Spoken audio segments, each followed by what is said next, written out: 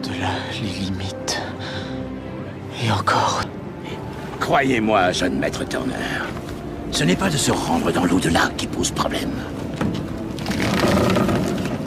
C'est d'en revenir.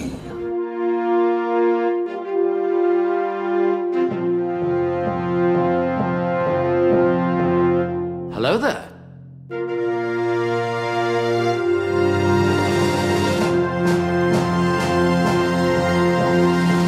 You take the red pill. Nom de Zeus! Wingardium Leviosa.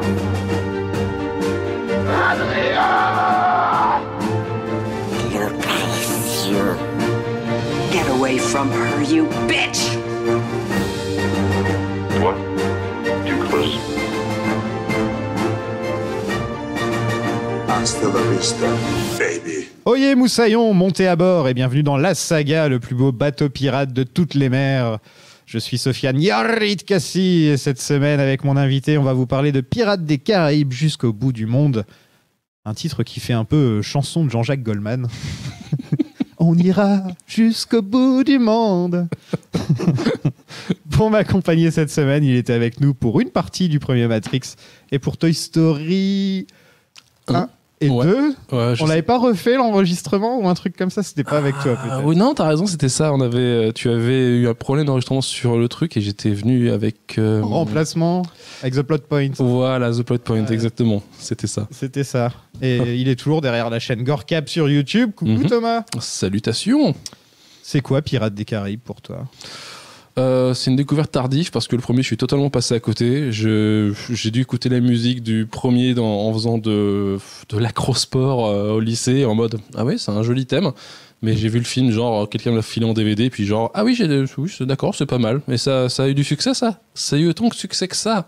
Ils en font 2 autres. D'accord, très bien. Et j'ai vu le 2 et le 3 au cinéma et j'étais subjugué comme beaucoup de monde à l'époque et encore aujourd'hui par la tronche numérique de Davy Jones qui, je pensais jusqu'à encore il y a quelques temps que ses yeux étaient réels et qu'ils avaient créé tout le reste autour, mais en fait même ses yeux sont numériques, donc le travail de l'époque est complètement fou sur ce personnage. Ouais, parce que toi, ton dada, c'est les effets spéciaux. Exactement. Donc là, t'as de quoi te mettre sous la dent. Oh là là, ouais. Ouais, il y a de quoi faire. Oh oui, surtout en que, dehors de Davy Jones, c'est quoi pour toi le meilleur effet spécial Parce que dans le premier, il y a les squelettes. Les squelettes, Après, ouais. il y a toutes les batailles de bateaux, etc. Là, faut pas oublier. Il y a le Kraken. Ouais, le Kraken dans le 2, effectivement. Là, dans celui-là, il y a Calypso qui fait la taille de... D'ailleurs, je sais pas comment le bateau ne coule pas. Elle est en taille géante comme ça. Avec les crabes qui sont en fait des boules bleues qu'ils ont balancées sur les comédiens. Il y a 3 sacs de 80 000 boules bleues qu'ils ont balancées pour simuler l'impact des crabes sur les gens. Genre, oui, d'accord. Puis même le crew de David Jones aussi, qu'il faut pas oublier. Oui, ils en ont créé 3 tonnes différents pour le 2 et ils se sont dit, quand il y avait l'abordage dans le 3, on va peut-être en créer d'autres, effectivement, mais ils n'avaient pas le temps pour faire tout ça dans le 3, donc vraiment, c'est un petit miracle, ce Au bout du monde c'est comment ça s'appelle en anglais? The World's End? Non, The World's End. Non, ça c'est le film de... ça c'est le film de la trilogie Cornetto. Ah, il y a un truc avec End et il y a un truc avec World. Il y a un truc avec World. At World's End. Ah voilà. C'est pas The World's End, c'est At World's End. C'est ça. Voilà. C'est pas le dernier pub avant la fin du monde. Non. C'est ça qui me venait à l'esprit. C'est titres français comme d'habitude qui sont un peu bizarres. Il y a Stranger Tides aussi, c'était le premier ou c'était Dead Man's Chest le premier de Pirates des Caraïbes? Dead Man's Chest, c'est le deuxième. C'est ça, ouais. Parce que La Fontaine du Jouvence, c'est le 4 et le 5, je sais même plus. C'est celui avec Javier Bardem, bizarroïde. Le premier, c'est Curse of the Black Pearl. Ah, voilà, c'est ça. Le deuxième, c'est Dead Man's Chest. Le troisième, c'est At World's End. Ouais. Le quatrième, c'est On Stranger's Tide. Ah voilà, c'est ça. On Stranger Tides. Voilà, Pardon. des marées. Et Dead Men Tell No Tales. Ah voilà. Il y a une phrase qui vient du parc d'attractions. C'est ce que Oui. le crâne te dit quand tu arrives dans le. C'est vrai. l'attraction. J'ai pas été à Disney depuis 4 ans, mais Ouais, mais elle est marquante. Hein. elle est très marquante, Ouais. effectivement. Depuis 92 où j'y suis allé la première fois, c'est très très marquant, effectivement. C'est un peu difficile de parler de la production parce que, en fait, c'est 2 films qui ont été filmés back-to-back. Ouais. Donc toute la production, je l'ai dit dans l'épisode précédent, en fait, tu vois, il n'y a plus grand-chose à dire. Au final, qu'est-ce qui reste à part que dire que... Ils n'avaient pas de script. Ils n'avaient pas de... C'est exactement ce que j'allais dire. Une nouvelle fois, le film a commencé à être tourné. sans script final, quoi. C'est ça, ils tournaient des scènes au moment de tourner le 2 en se disant ah oui, on est à cet endroit-là, on va pas y retourner, il faut absolument qu'on tourne un truc. Ah mais il faut qu'on écrive des dialogues, faut qu'on écrive un scénario. Bon, ben on se dépêche. Et du coup, ils ont tourné la dernière scène avec Jack Sparrow dans du 3 au moment de tourner une scène du 2, je sais plus quelle scène exactement, mais c'est un peu ridicule en fait. Surtout un projet aussi cher. Mais oui, c'était le film le plus cher du monde avant que le 4 ne sorte, je crois. 300 millions de dollars pour le 3. Enfin, et souvent, quand ça se passe comme ça, c'est mauvais, les films. Enfin, la plupart du temps, quand le script est improvisé sur le tas, la plupart du temps, c'est mauvais. Là, en l'occurrence, ça aurait pu être bien pire, quoi. Ouais, c'est juste lent. Ça prend trop son temps. C'est ça. Il y a des longueurs. Là, le film est beaucoup trop long. C'est ça. Enfin, je me plaignais de celui d'avant qui durait 2h30 à peu près, ou un truc comme ça. Le 2, je l'ai pas revu depuis longtemps. Le 3, je l'ai revu hier juste pour cet enregistrement. Celui-là est vraiment long, quoi. Et ouais, je regardais le temps de lecture et je me dis, on est à la moitié. Ah. Et effectivement, la seconde moitié est beaucoup plus intéressante que le début où ça prend vraiment son temps, même s'il y a des bons personnages et tout, Chow Yun-fat notamment. Chow Yun-fat, tu as un article sur Écran Large qui retraduisait Collider, je crois, qui parle du fait que le réalisateur Gore Verbinski s'était dit « Oh, ce serait cool d'avoir Chow Yun-fat ». Mais genre, dans un coin de tête, foutu sur des murs, dans une salle fait exprès, et on se dit « Oh, on mettra ça de côté, on essaiera de l'avoir ». Et puis au final, il a réussi à l'avoir, mais les gars ont vraiment eu de la chance que, d'une part, il soit dispo, parce qu'il y a tellement d'acteurs qui sont pas dispo et autres, et d'une autre part avec la date de sortie ancrée dans le marbre qui s'était fait chier à faire Disney à l'époque, qui continue de faire d'ailleurs au niveau des productions sur tous les films de nos jours. Là c'était un par an en décembre, un truc comme ça, je crois. Alors je crois que le 3 est sorti à l'été, parce que j'ai un souvenir de l'avoir vu à l'été 2007. Le 2 et le 3, il y a un an pile poil d'écart entre les deux, si je me trompe. Alors c'était à 2 étés. Peut-être en été, ouais. 2 étés, parce que le 3 je me souviens d'avoir vu à l'été après 2007. sortir en... C'est difficile de sortir. Il y a Harry Potter, il y a le Seigneur des Anneaux qui sortait en décembre la plupart du temps. Et encore, Harry Potter, t'en avais qui sortait. Le 3 était sorti proche de l'été. C'est rare, hein, parce que c'était souvent un truc de Noël, quoi, Harry Potter. Ouais, il s'était passé un truc, je crois, sur le 3, parce qu'il n'était pas sorti à l'hiver, je crois, ou le 4. Mais c'est marrant que tu parlais de Chow Yun-fat, parce que le film a été censuré en Chine. Oh! Ouais. Ils ont retiré 10 minutes de scène avec lui. 10 minutes, sachant qu'il apparaît 15 ou 20 minutes, je crois. Ouais, parce qu'ils ont presque coupé entièrement son personnage. Ouais, parce que spoiler alert, il reste pas très longtemps dans le film, quoi. Non. Voilà. Et en fait, ils ont trouvé le personnage trop négatif et stéréotypé. Ils l'ont comparé à Fu Manchu, donc vraiment le pur cliché possible. Vraiment, Fu Manchu ? Ouais. Okay. Et donc le film a été carrément censuré, quoi. Qu'est-ce qu'on aurait dû dire avec notre super ouais, François le Français là. Ouais. Allez. C'est dire qu'il dit pas ça comme je suis le Français pauvre ou un truc qui dit comme ça. Je suis le Français sans sous. Oui. Le conte français sans sous. Oh là là. Un truc comme ça, je crois. Oh mais. On est habitués nous, hein, de toute façon. Je veux dire, c'est bien qu'il n'y avait pas un mime avec lui. Tu vois, il manquait plus que ça pour faire. Mais dans la version française, ils l'ont pas transformé en italien comme ils le font d'habitude avec les Français. Avec Pépé le Putois. Ouais, Pépé Putois ou le serveur français qui devient un serveur italien dans Spider-Man 3, interprété par Bruce Campbell à l'époque. Ouais, c'est souvent comme ça. Hein, c'est ridicule qu'on a.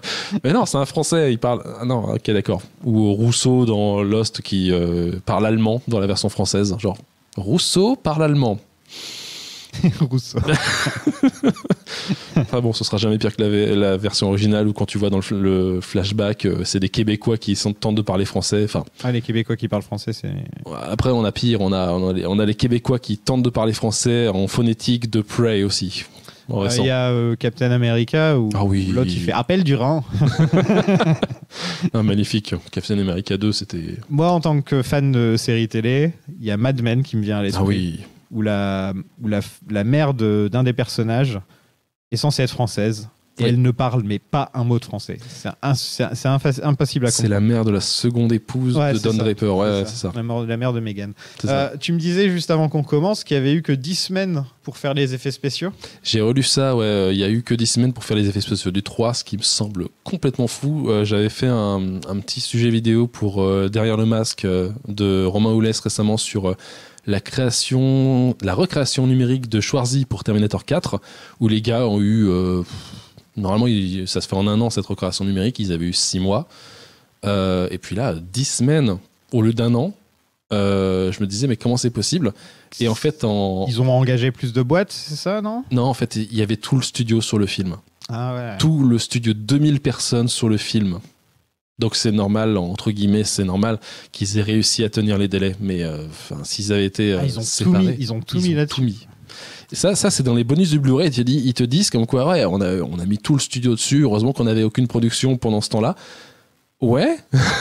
Putain, 2007, je sais pas ce qu'il y avait d'autre en ILM en 2007. Je sais pas s'il y a peut-être un Spider-Man 3 sur lequel ils ont dû bosser ou si c'est Sony qui a fait la plupart des effets. Mais ouais, enfin, 2007, il y a pas mal de gros films. C'est sur Spider-Man 3. Ouais, ça m'étonnerait aussi. Mais c'est de la folie. Ah oui, non, mais c'est... Parce que regarde maintenant, le gros problème actuel des effets spéciaux, c'est qu'ils ont plus le temps pour les faire. D'une part, ils ont plus le temps. Et en plus, on change les Voilà. trucs au dernier moment. Voilà. C'est ça. Au dernier moment, on me dit, en fait, je voulais qu'il ait les cheveux bleus. Voilà, c'est Marvel qui exactement te dit au dernier moment, genre, je veux modifier ça. Ils payent. Ça, c'est bien de le dire, parce que plein de studios, genre les reshoots et les refontes d'effets visuels, des fois, c'est sur les données du studio, notamment l'Odyssey de Pi, où le tigre n'était pas exactement comme il voulait qu'il soit. Le réalisateur n'était pas content, et donc ça a foutu en l'air Rhythm and News à l'époque, parce qu'il n'y avait aucun repaiement de recréation de VFX derrière. Marvel paye, mais il demande à ce que ce soit fait rapidement. Je crois que j'avais lu un truc comme quoi il y a certaines boîtes qui font des effets spéciaux en avance, et il les retune un petit peu pour certains films. J'ai l'exemple de Spider-Man. C'est quoi l'avant-dernier? Attends, le dernier, Far From Home. C'est Far From Home. Le dernier, c'est No Way Home. C'est le et dernier. Homecoming avant. Alors, Homecoming, c'est le premier. C'est Far From Home parce qu'ils sont en Italie, c'est ça? Et Home Run aussi, ça c'est le prochain. Home Run. Je déconne. Merde. C'est tellement con que j'y crois en plus. Hein. C'est ça le pire. Home Run. Non, c'est t'as les séquences un peu psychédéliques dans lesquelles Spider-Man est enfermé quand il est Dans Far From Home avec Mysterio. Voilà. Et j'avais lu comme quoi cette séquence dans laquelle il est un peu baladé de partout avait été créée avant, et ils avaient récupéré ça pour ce film. En mode, ils créent des effets visuels et ils les réadaptent éventuellement pour les films, parce que c'est fait dans une industrie tellement à la chaîne que les mecs peuvent rien faire. Ça me Donc sidère. en gros, en fait, ils pourraient limite faire ça comme une sorte de CV. Ouais. Et je vais te faire une sorte de scène avec Mysterio et Spider-Man, et ensuite tu vas voir Marvel, tu leur présentes ça et eux ils le mettent dans le film. C'est un tuto Envato, tu vas le choper, tu le réadaptes en fonction du truc après. En plus, ça a été pas mal cette scène. Oui, c'est une des bonnes scènes du film où je me suis pas dit qu'est-ce que je regarde, par pitié, laissez-moi mourir en regardant ce film. Donc 10 semaines pour faire tous ces effets spéciaux, donc recréer pas mal de nouveaux pirates.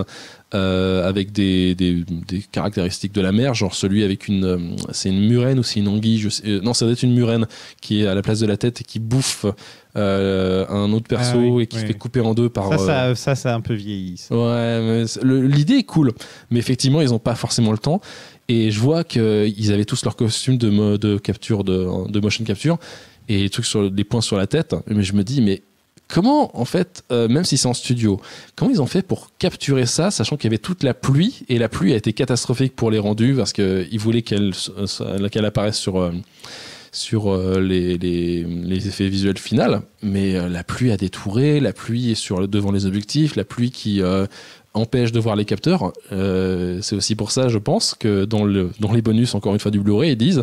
Ouais, David Jones, on n'a pas fait de mocap, de capture de mouvement. En fait, on a refait ça à la main, image clé par image clé. Et je me dis, ah bah oui, c'est simple. Il y a un autre bonus qui parle des problèmes de tournage avec l'eau. Voilà pourquoi ils ont dû le faire image clé par image clé, parce que leurs données étaient totalement foirées par l'eau qui passait. Ouais. Et alors, c'est vrai que j'y ai jamais pensé, mais c'est vrai que ça doit être un problème. Ouais. Ah, mais c'est totalement atroce. Quand tu vois que les premiers tests de mocap dans Total Recall en 90 ont été foirés parce que Schwarzy aimait se foutre à moitié à poil pour la capture, mais avec un short moulant, gris, métallisé, réfléchissant, ça a foiré toutes les captures à cause de ça. Il y a des images, pareil, c'est Arnold. Je sais plus si c'est Jérôme Ouibon, si c'est. J'ai vraiment hâte qu'on parle d'Arnold, parce que c'est vrai que depuis le début de la saga, j'ai pas encore eu l'occasion. Tellement de choses à dire sur lui. Ah, mais c'est de la folie. Donc, 10 semaines pour faire tout ça. Chapeau bas pour les gars. Un budget de 300 millions de dollars. De 2007. Je sais même pas combien ça vaudrait aujourd'hui, encore plus avec l'inflation. Mais personne faisait ça à l'époque. pour te dire à quel point c'est cher, bon déjà 300 millions, j'ai pas vraiment besoin de te l'expliquer, mais Voilà. c'est plus gros que le budget des 3 Seigneurs des Anneaux réunis. Et c'était 7 ans auparavant, parce qu'ils ont commencé à les tourner en 99-2000, je crois. Je sais plus. Tu sais combien coûte un Marvel actuellement? 200 Ouais. à peu près, ouais. Pile poil, tous Ouais. les films. Black Widow, Endgame, 200. Merde. Putain, et à côté de ça... Non, des fois ça monte à 250, je crois. Endgame Ouais. c'est 250. Mais en tout cas, Black Widow, qui est quand même pas un film... Je l'ai toujours pas vu. Ouais, et mais enfin, tu voilà. vois, de ce que tu imagines, tu Oui. t'imagines pas que c'est un film qui coûte 200 millions, quoi. Tu vois. Non. Bah, ça clairement coûte pareil que, je sais plus lequel, là, bah, par exemple, un Eternals, qui a dû coûter quand même un peu plus cher, moi j'imagine. Et au final, non, c'est toujours 200. J'ai un podcast sur Marvel, et à chaque fois que je dis un budget 2, je dis toujours 200. De temps en temps, 250, mais ouais, c'est. Ouais, c'est mis fou. à part Avengers 1 et 2. Il déclare pas tout, hein. Je pense qu'il déclare 3 et pas 4, tout. pardon. Oh non, certainement pas, comme d'habitude. Hein, tu sais. Parce que ce soit toujours bloqué pile poil à 200, c'est qu'il y a un truc quand même. Hein. Et à côté, Batwoman qui coûtait 100 millions et qui était foutu au placard par Rod ici, genre, ok. Moi, je les veux bien, les 100 millions. Mais oui, tu m'étonnes. Ils en veulent pas. Cette folie. Donc, c'était le plus gros budget de tous les temps à l'époque, bien sûr. Ouais, est-ce qu'en gros film, à part ça, il y avait quoi qui... Je crois qu'une des suites coûte encore plus cher, non? 397 pour le 4. Oh, c'est fou, putain. Mais c'est le salaire de C'était Johnny Pirate, Depp. ça. C'est le salaire de Johnny Depp qui, sur le 5, je crois que c'était 50 millions, une connerie comme ça. Je sais plus, mais c'était atroce comme salaire. Peut-être pour ça que... Je sais qu'il a plus d'argent maintenant. Qu'est-ce qu'il a fait de 50 millions? Il est allé mettre ses bijoux dans le désert, là, comme Oh, fait putain, dans la cette pub, j'en avais ras-le-bol au cinéma. Ouais, je vais mettre mes bijoux dans le désert. Putain, mais quelle horreur. Un box-office de moins d'1 milliard, 960 millions, ce qui peut être une sorte d'échec hein, pour un budget de 300 millions. Ah non. Tu vises le milliard normalement. Bah, le milliard en 2007, Ouais, c'était c'est pas vrai. encore la norme. Parce que c'est The Dark Knight tout court, qui l'année. Bah, c'est en 2008. Oui, c'est en 2008. Qui fera 1 milliard pour ça. Et ça sera l'un des plus gros en recettes. Non, là, c'était vachement bien pour l'époque. Parce que je sais pas si on comptait déjà en mode si tu fais x3, c'est un gros succès. Enfin, c'était rentable pour le studio. Je sais pas si déjà à l'époque c'était le cas Et de en faire plus, x3. En plus de Dark Knight, c'était interdit au moins de 12, non? Il était rated R, effectivement. Ouais. Ouais. Parce que Pirate, il était PG-13, je crois. Ouais, ça doit être ça. Ouais. Donc ça restreint le truc, mais quand C'est tu assez vois fou. un Deadpool qui dépasse le milliard, tu te dis au final. Venom aussi, pareil. Venom a dépassé, je crois qu'il a dépassé le milliard, non? Ça doit être Venom Peut-être pas. 2 qui a dépassé le milliard. Le premier. Quoi, le 2? Ouais, j'en ai vu aucun des deux, mais j'ai entendu parler du 2 en très mauvais termes, on va dire. Mais ouais. Sophia, elle est en train de mourir. Ça fait 3 semaines que je me plains dans les épisodes. J'arrête pas de tousser. L'épisode précédent a duré genre 1h20 parce que je posais pas de questions aux invités parce que j'avais envie de tousser à chaque fois. Alors que d'habitude, je suis là. Qu'est-ce que tu penses de Barbossa? Enfin, tu vois, ce genre de truc. Et là, j'ai pas posé une seule question de l'épisode, tu vois. J'étais là, genre, finisse le plus rapidement possible. Oh la vache. Et le film a été plutôt mal reçu. 44% sur Rotten Tomatoes Oh, il a 44% maintenant, d'accord, ok. et 50% sur Metacritic. Ah. Putain. Ça, c'est les critiques de l'époque. Hein. C'est pas les... Ah, ça existait déjà à l'époque? Non, mais en tout cas, tu pouvais prendre les critiques qui existaient et les mettre de nos jours dans le site. Ah oui, parce que vu que C'est ce c'est qu'ils font un... maintenant. Ils vont chercher les vieilles critiques et les mettre. Parce que vu que c'est un agrégat de critiques, je me suis dit, Ouais. avec tout ce qui s'est fait depuis, entre les Mais gens et Rotten, autres... je pense que ça existait à cette époque-là, Rotten Tomatoes. Ouais, ça doit être assez vieux, Même effectivement. Metacritic, je pense que ça existait aussi. Ouais. Ah, ouais, remarque, ouais, c'est C'est des peut-être... trucs qui ont toujours été là, j'ai l'impression. C'est vrai que ça fait un sacré bail pour ça. Ouais, non, après, ça ne m'étonne pas pour tout ça. Parce qu'en fait, Ça mérite pas autant de haine, je trouve, moi, perso. Non, c'est juste que effectivement, ça en fait plus un film moyen qu'un film apprécié, je dirais comme ça. Peut-être parce qu'en fait, avant de le revoir, je me suis un peu mis les bonus rapidement, sans regarder pas les critiques, mais les making-of du film, pour me dire, je regarde le film, et ensuite je regarderai si ce que j'ai pensé pendant le film est exactement ce qui s'est passé.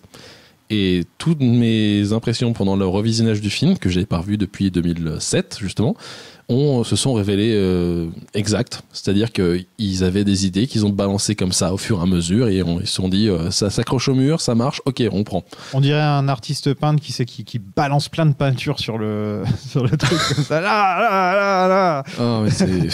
Et c'est vrai que c'est beaucoup, mais en même temps, t'aimes bien Verbinski parce que je trouve qu'il est tellement généreux dans son cinéma que... Non mais c'est un mec qui a fait des effets visuels à la base, donc il sait exactement où aller chercher les trucs qui vont pas et il a fait chier, il aime pour ça. Ce qui est encore plus horrible de se dire ils ont eu 10 semaines et en plus le réalisateur est un chieur. Ah, comment ils ont fait.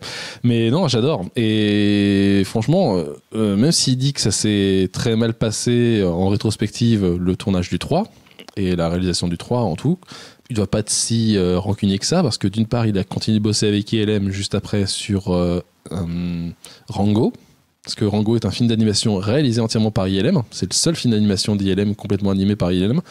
Et en termes d'effets visuels, il a rebossé avec Hal Hickel, qui était un des superviseurs sur le 3, qui a bossé avec lui sur... c'est Lone Ranger, je crois. Et pareil pour, comment s'appelle, Johnny Depp. Johnny Depp qui fait une voix dans Rango et Johnny Depp qui fait un des personnages dans The Lone Ranger. Donc... ça s'était plutôt bien passé avec lui. Peut-être que Johnny Depp était pas encore trop porté sur la bouteille et donc il tournait plutôt bien. Il se présentait au tournage, si ça se trouve, je sais pas. À l'époque, enfin c'était une autre époque, 2007. Je sais pas s'il est encore marié avec Vanessa Paradis. Il est encore avec Vanessa. C'est peut-être pour ça aussi. Enfin, je sais pas. On va pas commencer. On va pas se relancer là-dessus parce que j'ai déjà reçu assez de. Ah. Le film est nommé pour 2 Oscars techniques. Donc meilleur maquillage et meilleurs effets spéciaux. Donc, 3 nominations de moins que celui d'avant et encore plus de nominations que moins que le premier. Où là, il y avait même eu Johnny Depp en meilleur acteur dans le premier. Donc, c'est quand même quelque chose. Et Orlando Bloom, qui a été nommé comme pire acteur au Razzie.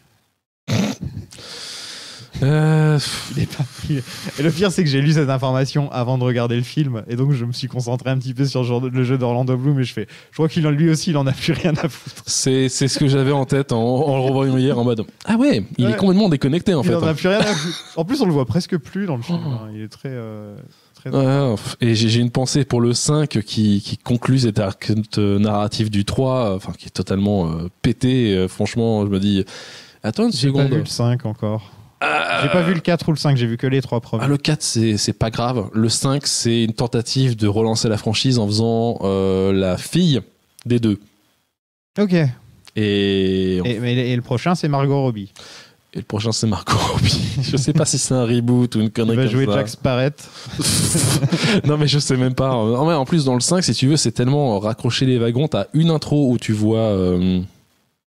Orlando Bloom sur le bateau, je crois, et t'as une apparition de Keira Knightley à la fin du film sur fond bleu, très très mal incrusté. Enfin, tu vois, ils sont allés en Angleterre, ils ont tourné ça dans un parking. Ouais, c'est façon Christopher Lee qui peut pas se déplacer. On va le foutre sur un fond bleu, on va l'intégrer avec d'autres trucs après, c'est pas grave. Enfin, c'est ridicule.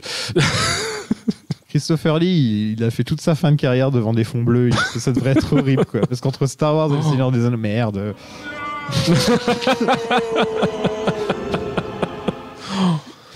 Christopher Lee en plus. Christopher Lee incrusté sur le Star Wars épisode 2 et 3 sur le Blu-ray. C'est le visage de Christopher Lee sur un mec qui se bat là. C'est atroce. C'est vraiment dégueulasse sur le 2. C'est vraiment le pire sur le 2, mais alors le 3.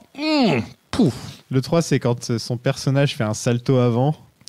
Et tu vois bien qu'il n'y a pas eu de mocap ou quoi que ce soit, et c'est vraiment il est super mais tous les personnages, enfin ils inventaient la roue sur ces films et ça se sent parce que des années après tu te dis ah ouais, effectivement. Mais heureusement qu'ils étaient là, hein. Oui. Il fallait qu'ils existent ces films pour que oui. Après le face replacement avait été fait avant, il a été fait super bien sur Pirates des Caraïbes 3 parce que pareil, encore sur les bonus, quand tu vois les différents échanges entre ILM et Gore Verbinski qui est avec sa tablette qui fait du rouge, genre ah ce truc là c'est bien mais il faut que ce soit un peu plus net, et il montre clairement un plan de Johnny Depp se balançant à la corde et allant vers la caméra, Et il dit ouais, ça faut que ce soit plus net. Tu dis si ça doit être plus net, il y a un effet de remplacement, je pense, et que c'était un cascadeur à ce moment-là. Et effectivement, dans les bonus, tu vois le cascadeur qui bouge comme ça. Des fois, tu vois Johnny Depp, mais des fois, tu vois le cascadeur entre deux prises. Tu dis ouais. Et c'est comme d'habitude, Johnny Depp pour les gros plans et le cascadeur pour les plans larges. On s'en fout du mec, on le verra jamais. À tous les coups. Dans Matrix, on voit régulièrement Chad. Stahelski, ouais. Ouais. Alors, putain, ça. Quand Neo se prend le mur dans Revolution, Oui. là, tu vois bien que c'est lui et tout. Enfin, quand t'as vu le film plein de fois, tu remarques trop ce genre. C'est vrai que quand tu regardes trop un film, tu te mets à remarquer que mais c'est pas Keanu Reeves ça. C'est exactement ça. Non, mais sur tellement de films, c'est impressionnant à chaque fois. C'est Poltergeist qui est ressorti en 4K récemment, pareil. J'ai vu le nombre de fois où tu vois la petite fille. C'est pas la petite fille, c'est une cascadeuse ou une gamine un peu plus grande avec une perruque. Ou alors, pire encore, une poupée avec une perruque, parce que des fois, c'est tellement statique que tu dis oui, bah en même temps, elle avait 6 ans, la gamine. Non, 5 ans et demi, la gamine, donc forcément. T'as vu le bébé dans Twilight ? Oui, j'ai vu le résultat dans le film et ce que ça aurait pu être avant. Ce qui, quand même, c'est pire, là. Je crois que c'est pire. Il n'y a pas d'autre bonne façon de le faire, je pense. Il y a beaucoup de visages de bébés plus vieux surimposés sur un bébé plus jeune. Oh là là, enfin, mis à part foutre un vrai bébé, c'est pas possible, quoi. Mais il voulait absolument qu'elle lui ressemble et tout. Enfin, oh là là. J'ai réussi à parler de Twilight, c'est bon. Ouais. Bon, je propose qu'on passe au film, hein, oui. plutôt que de parler de Twilight. Allez, c'est parti.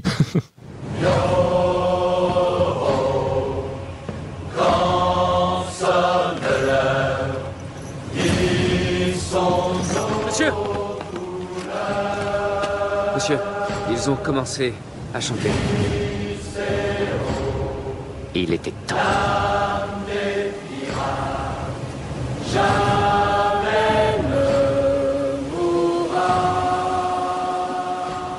Donc, tous les pirates sont désormais condamnés à mort par Lord Beckett et ils chantent une chanson qui s'appelle Hoist the Colors.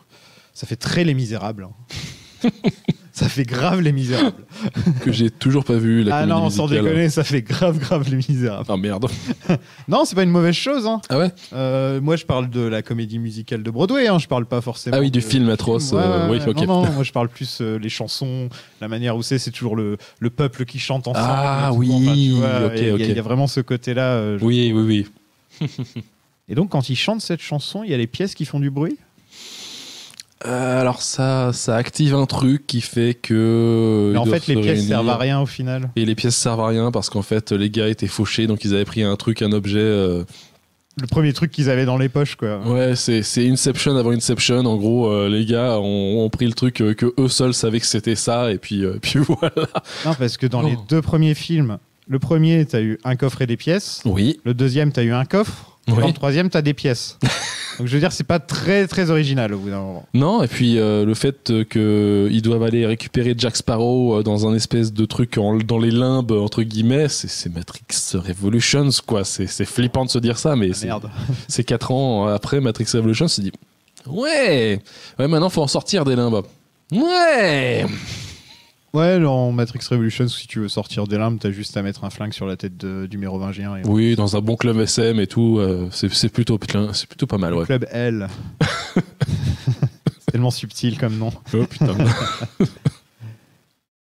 À Singapour, notre équipe de pirates, désormais en compagnie de Barbossa, va parler avec le pirate Sao Feng, incarné par le légendaire Chow Yun-fat. Tu le trouves bien dans ce film ? Je le trouve très bien. Ouais. Je sens qu'il s'amuse. Hein. Ouais, il s'amuse, il s'éclate, il cabotine un petit peu, c'est plutôt cool.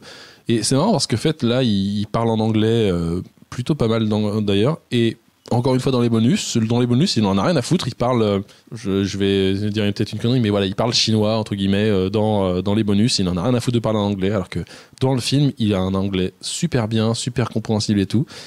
D'ailleurs, moi qui suis bilingue, peut-être parce que c'était l'heure à laquelle je l'ai rematé cette nuit, j'ai foutu les sous-titres parce que j'arrivais pas à comprendre certaines intonations, certains mots, et au bout d'un moment, je me dis, au bout d'une heure, je me suis dit, je vais foutre les sous-titres en anglais parce que je comprends pas, j'arrive pas à comprendre ce qu'ils disent. Bah, c'est des pirates, hein, c'est ça le truc. Ouais, il y a peut-être ça aussi. Il y a ça, il y a beaucoup d'accents différents. Par exemple, David Jones, il y a une sorte d'accent écossais un petit peu sur les bords. Ouais.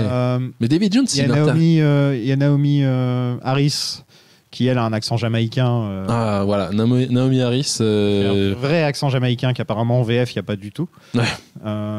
Alors que là c'est vraiment Pour Rastafari, tu vois. Ouais, c'est ça, c'est exactement ça. Elle et Johnny Depp, je me suis dit bon, je vais foutre les sous-titres parce que j'ai pas envie de réveiller les voisins non plus. est un de ces acteurs qui ne prononce pas vraiment. Ouais.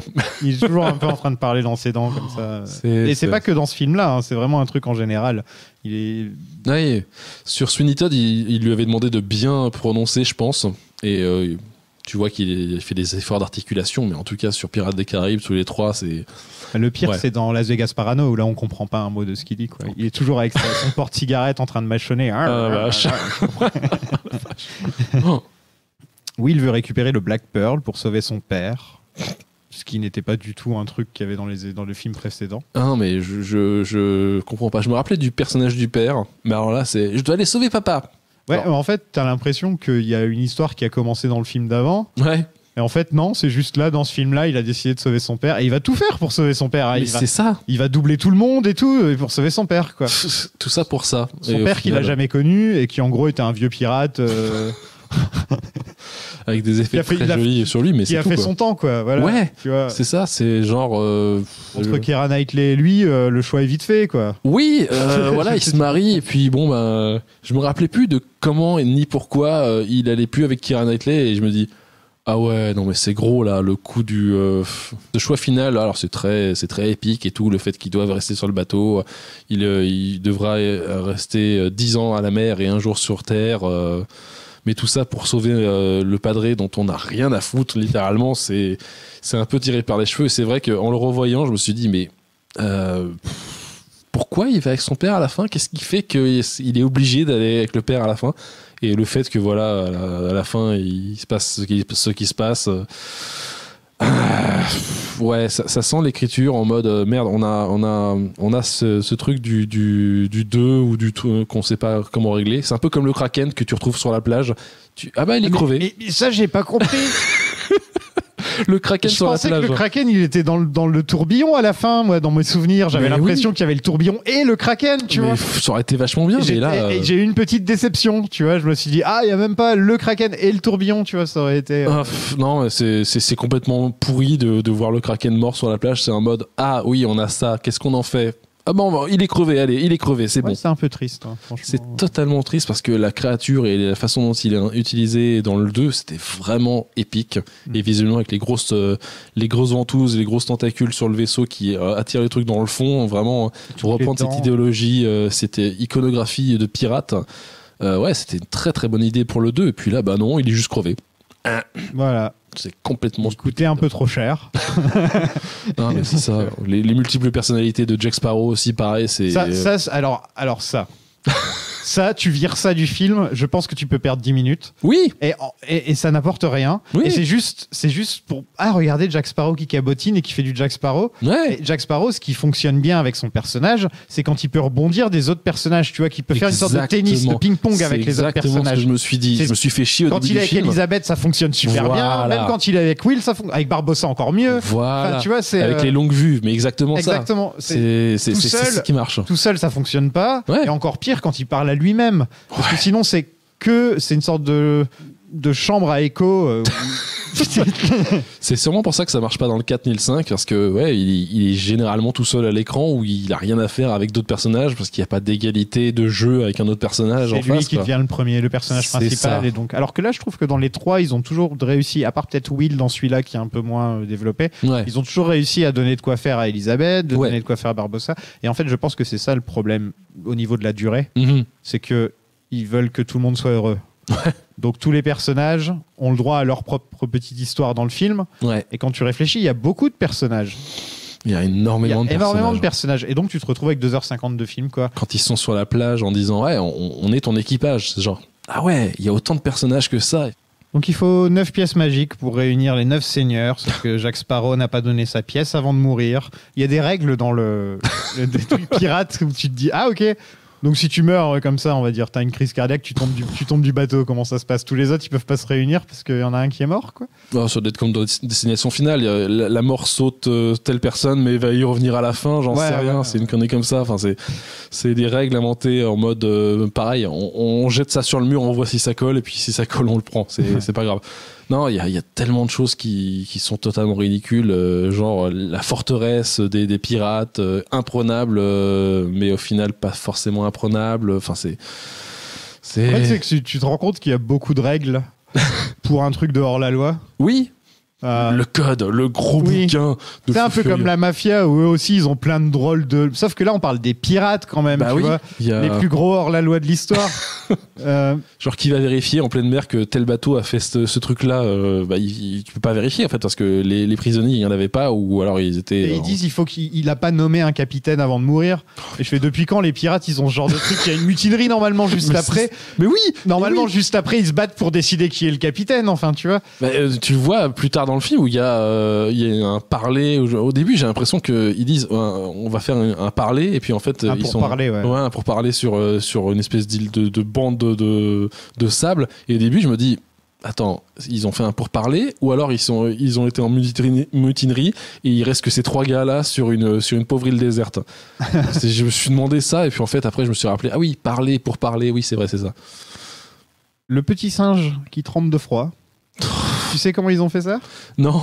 Alors ils ont réussi à apprendre aux singes, domestiquer le singe, apprendre aux singes comment croiser les bras. Ouais. Donc, je sais pas comment ils ont fait déjà, ça doit être un drôle. Et en fait ils étaient derrière en train de faire trembler la caisse. Et en fait, c'est vraiment des effets complètement pratiques. Et le petit singe, il tremble comme ça. C'est super bien fait, en fait. T'as vraiment l'impression qu'il tremble et qu'il a froid. Et en fait, je sais plus s'il est tout seul à l'image ou s'il y a les deux autres pirates à côté. Je crois qu'il faut bouger un truc. Je sais pas s'ils le font manuellement ou si c'est avec une sorte de... C'est un robot, j'en sais rien. Mais en tout cas, c'est comme ça qu'ils le font, quoi. Et parce que oui, je me suis posé la question, j'ai mis pause et j'ai fait comment ils ont fait pour faire trembler le singe. Voilà. Ah, mais ouais, le singe, tu le vois pas mal de fois dans le film. Et en plus, je crois que t'as une doublure numérique sur certains plans du singe aussi pareil. Ouais, il y a un moment il est dans un canon et tout. Donc... Oui, voilà, ce genre de truc où à la fin il quitte le Flying Dutchman au dernier moment avec la même corde qui relie le parachute étrange sur lequel sont Jack Sparrow et Elizabeth Swann. Enfin, c'est...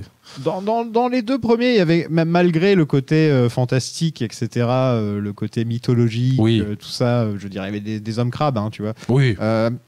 Malgré ça, t'avais quand même une sorte de... Enfin, tu les imagines pas sortir un parachute et se mettre à voler comme ça. Enfin, à moins qu'il y ait une explication qu'il y a le vent qui les porte, j'en sais rien qu'on le... Là, c'est peut-être le petit moment dans le film où je me suis dit c'est bizarre parce que d'habitude leur côté fantastique je suis vachement je suis pour Voit pas le 5 parce que le 5 t'as une tentative de vol d'un coffre-fort, c'est copier-coller littéralement si je me gourre pas de Fast and Furious 5 quand ils sont à Rio et qu'ils volent le coffre avec les bagnoles. Ouais, c'est un copier-coller mais avec des calèches. Avec des calèches. Avec une calèche ou des chevaux, mais c'est totalement ridicule. Tu dis, mais putain, mais les gars, vous avez plus d'idées, c'est pas possible. T'as vu l'influence de Fast and Furious quand même? Mais oui, et je crois que le 5 est sorti avant, donc de toute manière, c'est forcément ça. Donc, c'est forcément ridicule, quoi. Après, il y a des très bonnes idées dans les limbes du 3, je veux dire, faire que le bateau s'inverse pour que le soleil se couche d'un côté et se relève de l'autre côté, ça c'est une super bonne idée. Mais moi je trouve que dans le film il y a plein de bonnes idées. Oui. En fait, j'ai pas de problème avec ça. Ouais. J'ai plus de problèmes avec l'organisation et la durée. Oui. Non, c'est ça. Je pense personnellement qu'ils auraient pu le couper en 2, essayer de faire vraiment 2 films qui se concentrent sur 2 trucs différents et faire 4 films au final. Ça aurait pas été choquant plutôt que de vouloir tout mettre dans un seul film. Toutes les idées que t'as, au final, ils ont plus d'idées pour le 4 et le 5 au final parce que ils ont mis toutes les idées dans la trilogie. Ils ont vraiment mis tout ce qu'ils avaient dans la trilogie, quoi. C'est ça, parce que le 4, c'est une blague de la fin du 3, quoi. Genre, Jack Sparrow a volé le morceau de carte avec des morceaux tournants, là, et il va se mettre en quête de la fontaine de jouvence. C'est une blague de la fin du 4 en mode, genre Retour vers le futur 1, regardez, ils vont dans le futur, mais on fera jamais le futur. Oui. Ah, on doit faire le futur. Bon, il y aura le futur. Mais là, c'est un peu ça. Le 4, c'est la fontaine de jouvence avec la sirène qui s'appelle Sirena. Oh putain. Ah non, mais ça, dans le cinéma, il y a beaucoup de gens qui se sont marrés. J'aimerais bien qu'il y ait un pirate qui s'appelle Pirato ou un truc comme ça. Ah, mais c'est exactement ça. Non, elle a un nom, elle s'appelle Sirena. Et je crois que je l'avais vu en VF en plus, donc c'est encore pire. Le 4. Jack Sparrow a été emporté. Emporté corps et âme en un lieu maudit.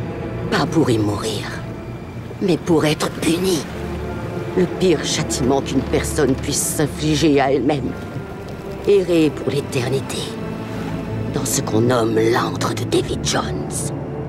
Pendant ce temps, l'armée anglaise détruit les bateaux pirates en utilisant David Jones. Qu'est-ce que tu as à dire sur David Jones ? Oh là là. Parce que de nos jours encore, il est dans le Panthéon. Ouais. Encore de nos jours, il est dans le Panthéon. Pour être dans le top 5, tu vois. Ouais, parce que les tentacules sont... Moi, il y a Gollum en haut. Ah, Gollum, ça dépend des plans. Il a... Ouais, mais en fait, pour ce qui au niveau des émotions. Oui. Enfin, c'est un vrai personnage. Quoi, oui, exactement. C'est pas juste Jar Jar qui marche dans du caca. Ah, merde. Ouais. C'est pas juste Jar Jar qui marche dans du caca, tu vois. T'en as quelque chose à faire et je pense que c'est aussi grâce à Serkis, hein, on va pas se mentir non plus. Non, Serkis, c'est une folie. Enfin, si je pouvais l'avoir en interview un jour, je serais très heureux parce que j'imagine. Ouais. Il avait fait un clip pour Néné Cherry en 96 aussi. 7 Seconds. Non, Woman. Ouais, Woman, où il mime le fait d'avoir une femme dans les bras et tout. Enfin, il le fait. C'est comme ça que je l'ai découvert. Oh. Et ensuite je l'ai vu en interview pour Le Seigneur des Anneaux. Ouais. Et j'ai fait, mais je le connais ce mec. Ah non, mais c'est une folie. Enfin, il est exceptionnel dans ce clip et ce serait la première question que je lui poserais si je l'avais. C'est une folie.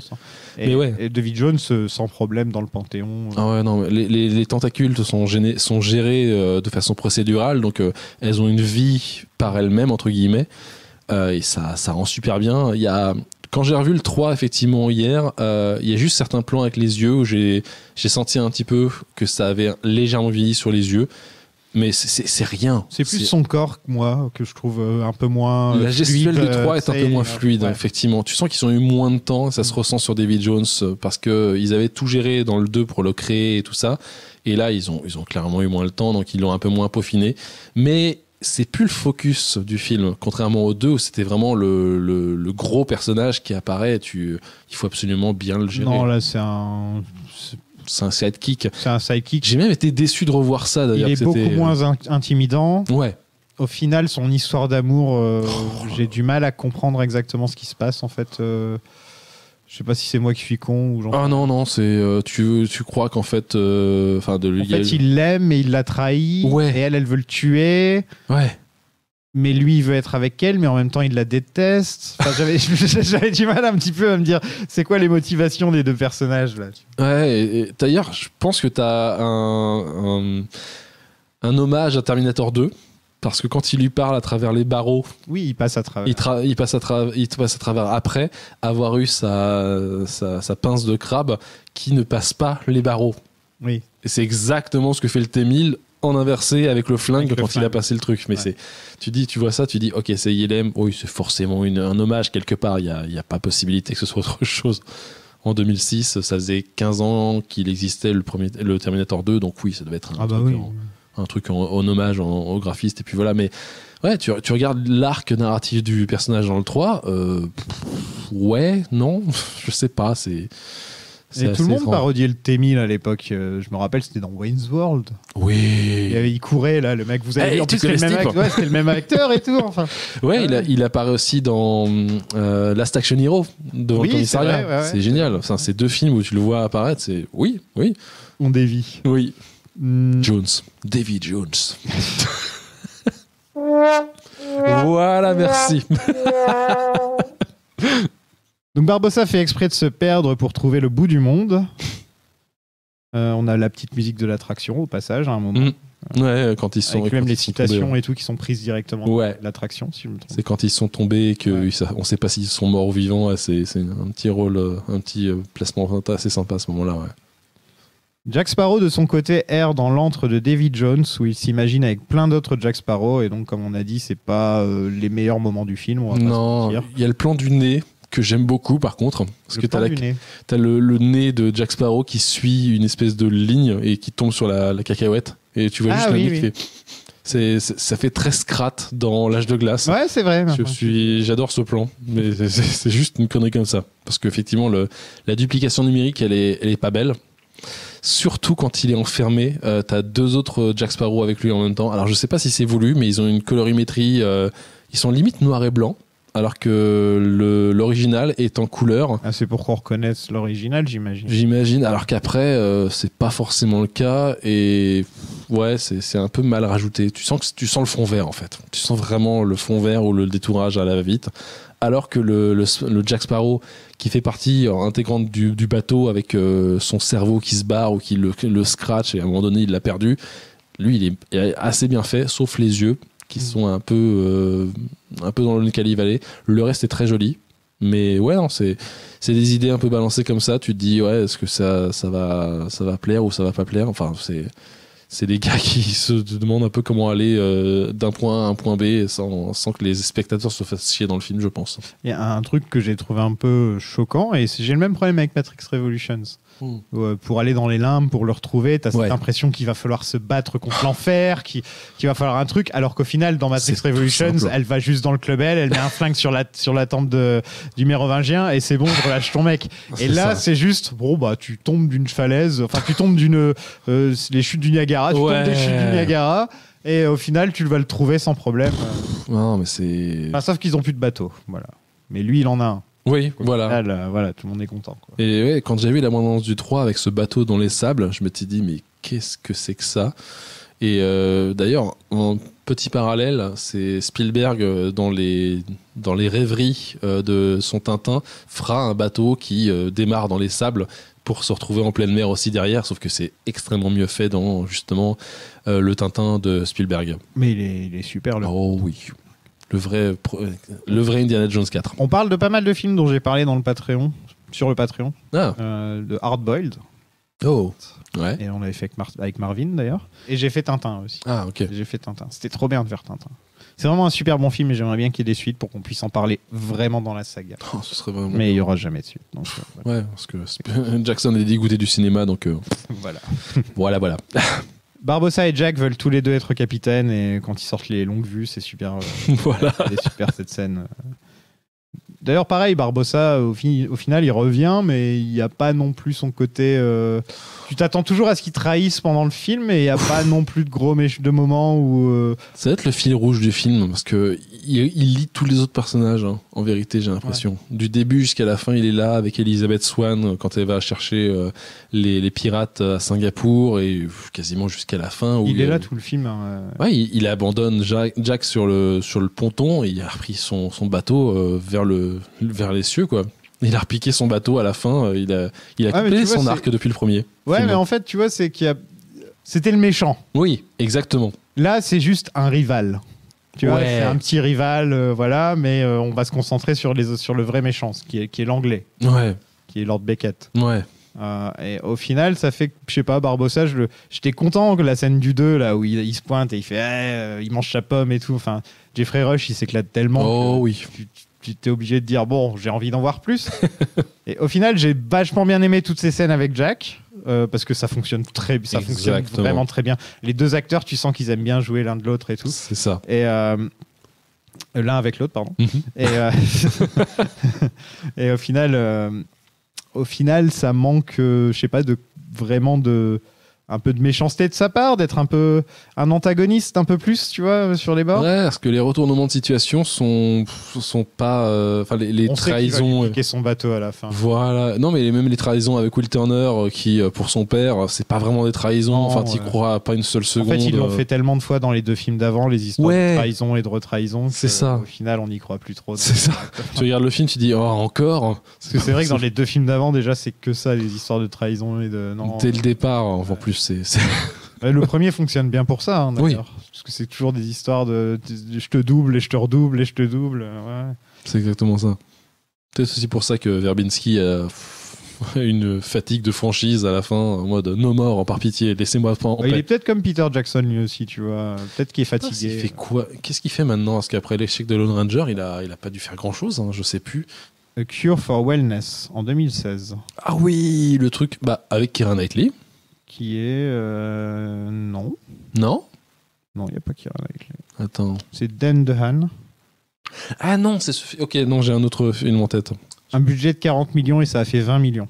Donc, c'est un petit four, quoi. Ouais, mais j'ai envie de dire Dan DeHaan de base. Oui. Voilà. Lui, il y a une malédiction. Hein. Ah, il y a une gigantesque malédiction, je veux dire.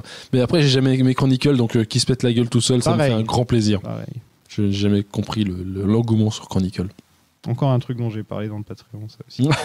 Où j'étais un peu le seul à dire j'aime pas. Bah ouais. Il croise les âmes des défunts, dont le père d'Elisabeth, qui s'est fait tuer par le Kraken. Oh putain, ça aussi. C'est une triste fin, je trouve. Je l'aimais bien, moi, le personnage. Ouais. J'aurais voulu qu'il se retrouve à la fin. Ou un truc comme ça, mais c'est dommage que tu le vois mourir en hors-champ, même si la scène où tu le vois partir sur le bateau est très très belle, et très émouvante. Le moment qu'ils ont tous les deux est très belle. Fait puis Jonathan Pryce de base, quoi. Ouais, Jonathan Pryce. Mais ouais, un peu triste tout. Surtout qu'en fait, il a pas sa note d'humour habituelle. Ouais. Donc il retourne le Black Pearl pour être à l'envers sous l'eau, qui est une scène plutôt cool, hein, on va pas se mentir. Très très cool, elle est vraiment cool. Absolument. Et même j'aime bien moi toutes ces idées de il faut aller à un point A, un point B, mais on sait pas comment le faire, alors il faut trouver des idées. Ouais, et puis c'est ludique de le voir Jack Sparrow faire genre je vois un truc, et puis t'as tout le monde qui le suit sans comprendre quoi. C'est une très bonne scène. Et elle est trop bien en plus, hein, quand il y a une sorte de rythme, tu vois. Ouais, il y a un très très bon rythme et il y a quelques morts hors champ, mais très bien pensé aussi pareil. Et c'est enfin, je sais pas si c'était un bateau pratique ou si ça devait peut-être être le bateau qu'ils avaient sur fond bleu dans le hangar gigantesque là, à tous les coups. Le truc qui puisse tourner comme ça, bien comme il faut que ce soit physiquement pratique. Hein. Il faut carrément de la place. Elle est cool cette scène. Franchement, elle vaut le coup. Carrément. Il y a un petit Mexican stand-off avec le singe qui sort un mini-flingue, ça me fait rire. Je suis un grand fan du singe dans ce film, je tiens à le dire. Ah, mais le singe dans toute la saga est très très bien utilisé, jusqu'à en faire un squelette dans le premier, c'était une super bonne idée aussi, pareil. Ouais. Ça, c'était génial. Super idée. Vogue sur l'océan pour l'éternité. J'aime l'océan. Tu as toujours aimé l'eau. Je préfère le rhum. Le rhum, c'est bon. Rentre au port. On y trouvera du rhum et des filles affriolantes. Seulement tous les 10 ans. Qu'est-ce qu'il a dit? Seulement tous les 10 ans. Mais 10 ans, c'est très long, camarade. C'est plus long quand on est en manque de rhum. Mais l'éternité, c'est encore plus long. Sao Feng débarque et donne Jack à Lord Beckett, mais prend Elisabeth en otage, car il pense qu'elle est Calypso, la déesse des mers. Alors, il l'embrasse de force. Oui, mais il se prend un boulet de canon dans la gueule juste après. Ouais. Et puis le film est un peu woke. Hein. Mais elle est quand même triste pour lui, alors qu'il a tenté de l'embrasser de force, voire faire peut-être autre chose derrière. Et littéralement. Genre, ça avait l'air d'être un bon gars quand même. Ouais, je vais quand même pleurer pour lui. Genre, oui, d'accord. Ouais, mais c'est l'époque. Oui, 2007, c'est vrai. Non, je parlais de l'époque des pirates en l'occurrence. Ah, pardon, oui, effectivement. Je parlais du 18e. Ça marche aussi pour les deux. J'aime bien Elisabeth, je trouve qu'elle est cool comme personnage avec le temps. Ça aurait pu juste être... tu sais, ça aurait pu être une James Bond girl, tu vois, ou un personnage comme ça. Non, franchement, elle a un arc où on peut jamais trop voir ce qui va lui arriver, je trouve, dans les films. Non, elle est bien utilisée dans ce film-là. Au moins, son personnage a un bon arc. Mais de base, Keira Knightley, tu vois sa progression en tant que juste doublure de Nathalie Portman cachée en fin fond de Star Wars épisode 1. Je sais plus si elle avait fait le film Joue-la comme Beckett aussi. Joue-la comme Beckham. Beckett, Ça, je le laisse. Joue-la comme Beckett. Quelqu'un qui s'y connaisse bien en Photoshop, mette Lord Beckett sur le poster de Joue-la comme Beckham, s'il vous plaît. Oui, voilà.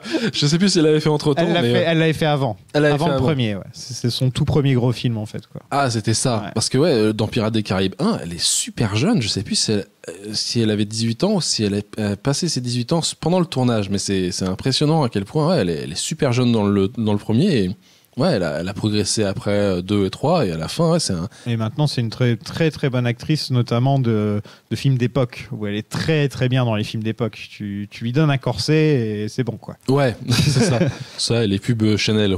Les pubs Chanel que j'en ai encore vu une il n'y a pas très longtemps dans Paris. Je me suis dit, tiens, Keira Knightley gagne encore sa vie grâce aux pubs Chanel. Ah, c'est impressionnant. C'est bien pour Coco elle. Mademoiselle, je crois, ou un truc comme ça, où elle est dans un appartement parisien que personne ne pourrait se payer aujourd'hui. Donc elle devient capitaine. Oui. Et là, c'est le Commodore qui l'embrasse de force. Oui. Et il se sacrifie et donc elle est triste pour lui. Putain, merde. Et deux mecs. J'avais même pas calculé, maintenant c'est juste en le lisant que je me suis rendu compte. Mais oui, oh là là. Il y a deux mecs. Bon, là, c'est pas vraiment de force, c'est plus il l'embrasse, quoi. Mais bon, quand même, quoi. Elle se retrouve. Il y a quand même ce côté. C'est la meuf. Donc tous les mecs. Embrasser de force dans ce film. Tous les mecs la veulent, quoi. Ah, mais c'est exactement ça. Même Will Turner, il l'embrasse à un moment donné sans prévenir, sans rien. Bon, c'est Will Turner, donc voilà, donc elle l'accepte. Mais tu regardes la scène, tu dis ah oui, oui, bah, c'est encore une fois. Bon, là, voilà, ça marche. Mais tous les autres avant, ils avaient fait la même chose. Non, et elle veut embrasser Jack et Jack il dit non. Oui. Ah, mais attends une seconde. Je pense que c'est voulu, hein. Il doit y avoir un truc de voulu. Tous les gens qui l'embrassent crèvent parce que Will Turner meurt après l'avoir embrassé. Oh la vache. Ah, putain, c'est la dame blanche. Merde. C'est la dame blanche. Oh merde. C'est pour ça que Jack veut pas l'embrasser. Il sait. Voilà, il le sait. Il est mort juste après l'avoir embrassé déjà dans le film d'avant. Oui. Dans le film d'avant. Oui. Oh merde. J'aime bien l'arc du Commodore. Qui, oui. Maintenant, c'est sacrifié et tout. Bah, c'est au moins il a une bonne fin, mais c'est encore une fois un perso. C'est genre bon, qu'est-ce qu'on en fait? Ouais. Pourquoi il était dans le 2 déjà? Enfin, tu vois. ça aurait pu être le méchant du premier et ensuite on le revoit plus. C'est vraiment pas un personnage qu'on était obligé de suivre. Mais j'aimais bien ce qu'ils ont fait de lui dans le 2. Et là, dans le 3, il a une scène où il se sacrifie. Et voilà, c'est histoire de dire on finit son arc. Ils auraient pu le finir dans le 2. C'est ça. Ça aurait pas été choquant. Tué par le père de William Turner, en fait, aussi pareil. C'est pourquoi? Ah oui, c'est parce qu'il est fou, il fait partie du vaisseau, et puis voilà. Enfin, c'est. Ok, oui, peut-être. Je préfère l'arc du Commodore que Will qui fait équipe avec les Anglais sans sortir nulle part là. Comme oh là là, mais ouais. Je bois du thé. Ne vous inquiétez pas. Je suis avec les Anglais. Genre. Quoi? Tu t'avais pas été condamné à mort ou un truc dans le genre dans les précédents? Il est anglais, Orlando Bloom? Non, je bois du thé avec les Anglais. Non, mais Orlando Bloom, il est anglais? Je ne sais pas. Je ne sais pas du tout. Je me suis jamais posé la question. À vrai dire, je pense pas souvent à Orlando Bloom. Bah, qu'est-ce qu'il fait de Oui, il est anglais, oui. Oh. Mais c'est pas étonnant, il était dans Le Seigneur des Anneaux et tout. Oui. Donc, ouais. Bah, mais oui, je suis bête, il était dans Elizabeth Town aussi, où il était très anglais, quoi. Ouais. Mais qu'est-ce qu'il fait aujourd'hui, mis à part la série d'Amazon? Katy Perry, voilà ce qu'il fait. Sérieux? Bah oui. Oh merde. Je l'ai appris dans le premier. C'est des invités qui me l'ont dit, et là, je peux te l'apprendre. Mais on va encore nous accuser de faire du potin si on parle de ce genre de choses. Donc, les pirates ont une réunion et bien sûr ça se termine en bagarre générale, hein, parce que c'est un peu toujours obligatoire. Il y a eu une vraie confédération des pirates à une époque, dans le 17e et le 18e. Mm-hmm. Et ils avaient une base dans l'île de Tortuga. Ah. Voilà. Et ils étaient presque tous protestants, français et anglais. Oh. Et après il y a des Espagnols et des Africains qui les ont rejoints. Et en fait, ouais, c'était une confédération qui existait. Ils se réunissaient à l'île de Tortuga pour faire et je parlerai dans le 4 ou dans le 5, je ferai un petit segment sur l'histoire des pirates parce que je pense que ça peut être intéressant de se pencher dessus. Ouais, là, c'est les 3 premiers, il y a tellement de choses à dire qu'au final, je me suis dit, bon, je vais pas me concentrer là-dessus. Mais... Non, mais on parlait de wokisme, hein, mais il y a beaucoup de représentativité dans les pirates qui sont présents autour de cette table. C'est comme dans les vrais pirates, en fait. Mm. Et par exemple, la femme asiatique, là, je sais plus, Madame quelque chose, je sais plus comment elle s'appelle. Elle est basée sur une vraie pirate qui apparemment, vraiment, pendant des années et des années, la mer de Chine, tu pouvais pas approcher, quoi, tu vois. En fait. Énorme. Ok. Non, le fait de voter, je vote uniquement pour moi, c'était une bonne scène aussi, pareil. Je vote pour Elizabeth Swann. Genre, quoi? C'était une très Ils auraient pu limite la faire plus longue où vraiment chacun des pirates se vote pour lui vraiment un par un. Alors, c'était une très bonne scène. Ouais, elle est bien cette scène. Mais les scènes entre pirates sont toujours sympas de toute façon. Ouais, il y a des choses à dire. Et c'est effectivement cette scène-là où tu découvres les vraies pièces de Pieces of 8, les pièces de 8, qui sont pas du tout ce que tu penses être des pièces au final. C'est le fond de tes poches en fait. Quoi. C'est ça. Mais c'est une très bonne idée. On voit le visage de David Jones sans la malédiction. Oui, en plus on le voit au début, c'est en hors champ parce que tu vois juste les tentacules qui régressent en une espèce de barbe, et à la fin quand elle remet le sortilège, il y a un espèce de petit morphing sympathique où tu revois le visage se déformer, la barbe revenir. Au début, en le revoyant, je m'étais dit ok, ils le font hors champ parce que ils n'ont pas eu le temps de faire les effets spéciaux comme ils le voulaient. C'est une façon de d'économiser un peu de temps de rendu que de faire ça. Puis à la fin, quand ils se reforment, je me dis ah bah non, c'était juste artistique. Sinon, ils auraient pu faire une sorte d'effet à la Théoden.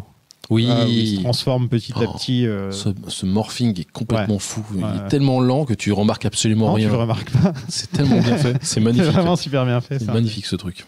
On rencontre le père de Jack Sparrow, incarné par Keith Richards, ou Sir Keith Richards, bien sûr. Inspiration derrière Jack Sparrow. Guitariste et co-compositeur des Rolling Stones, en l'occurrence. Un mec qui pue le charisme, mais qui pue aussi l'alcool. Putain. C'est vrai, quoi. Et lui, en l'occurrence, il est toujours un peu en train de tanguer. Il a les mêmes mouvements un petit peu que Jack Sparrow, donc tu sens vraiment l'inspiration. Et quand tu les vois côte à côte, là, c'est évident. Ah, c'est parfait. Surtout qu'ils l'ont vraiment bien déguisé. Il est magnifique. Ouais. Et tu le vois avec une guitare en plus juste après, en mode quelqu'un veut discuter le code, il arrête de jouer, il y a une corde qui se pète. Parce que quelqu'un a osé discuter la viabilité du code des pirates. Ça, c'est une très bonne scène aussi, pareil, ça. Il sera très mal utilisé, je crois, dans le 4 ou dans le 5, je sais plus. On le revoit, parce que je sais qu'on voit Paul McCartney dans une des suites aussi. Oh putain, ça, j'en souviens plus. Mais oui, je crois que c'est dans le 4 que tu retrouves le père.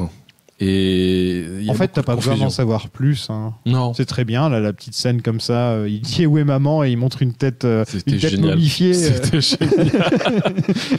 Je me suis attendu qu'elle parle, mais après je me suis rappelé que c'était dans Harry Potter 3, la tête réduite qui parle. Ça vient d'où cette histoire de tête momifiée là? C'est une super bonne idée. C'est une super bonne idée. Heureusement qu'ils l'ont pas ruiné dans les suites. Faut pas expliquer. Voilà. Tout ce que je veux savoir, c'est que sa mère, elle ressemble à une tête momifiée. C'est ça. Et c'est absolument pas expliqué dans le 4 ni le 5, donc c'est parfait. Et comme ils ne retourneront jamais avec Johnny Depp, même pour aussi peu d'argent qu'il vaudrait, je sais pas, dans quelques années, non, c'est très bien comme ça. C'est très très bien. Elisabeth est élue roi des pirates. Et là, on a une sorte de moment western spaghetti avec Barbossa, Elisabeth et Jack qui font face à Will, Beckett et Jones. Et le roi Elisabeth Ier échange Jack contre Will. Avec un petit truc très sympa de voir comment s'appelle Davy Jones dans un seau. Oui, parce qu'il est obligé de rester dans son bateau, donc il a un truc de son bateau, c'est ça? C'est ça. Ouais. Et tu vois qu'il y a 2 petits seaux derrière en mode ils ont dû remplir le truc à la va-vite ou je sais pas quoi avec de l'eau. Non, ça doit pas être d'un truc de son bateau, mais ça doit être de l'eau. Il doit être en mer. Donc ils ont dû récupérer de l'eau de mer à la va-vite et remplir ça pour qu'il puisse venir dessus. À tous les coups, c'est ça. Ok, parce que moi j'avais l'impression qu'il fallait toujours qu'il soit sur son bateau, donc ils avaient pris un truc de son bateau. Ah, c'est peut-être ça. C'est peut-être les deux. Hein, c'est peut-être les deux, exactement. Ce serait assez logique, mais ouais. C'est une petite touche bien. Trop sympathique. Ma proposition est très simple. Voilà ce qu'il faut que nous fassions tous. Nous devons nous battre pour prendre la fuite. Oui! Ouais, bien parlé! Calypso grandit comme un kaiju avant de se diviser en crabes. Ouais. Pas mal les effets spéciaux. Ah, les crabes sont extrêmement bien faits. T'avais ces crabes-là, plus les crabes en galet. Au début aussi pareil. Très bien fait, ça c'était extrêmement bien fait. Ça faisait Transformers un petit peu aussi, le coup des crabes qui se forment bien comme il faut. Mais non, ils sont très très jolis ces crabes.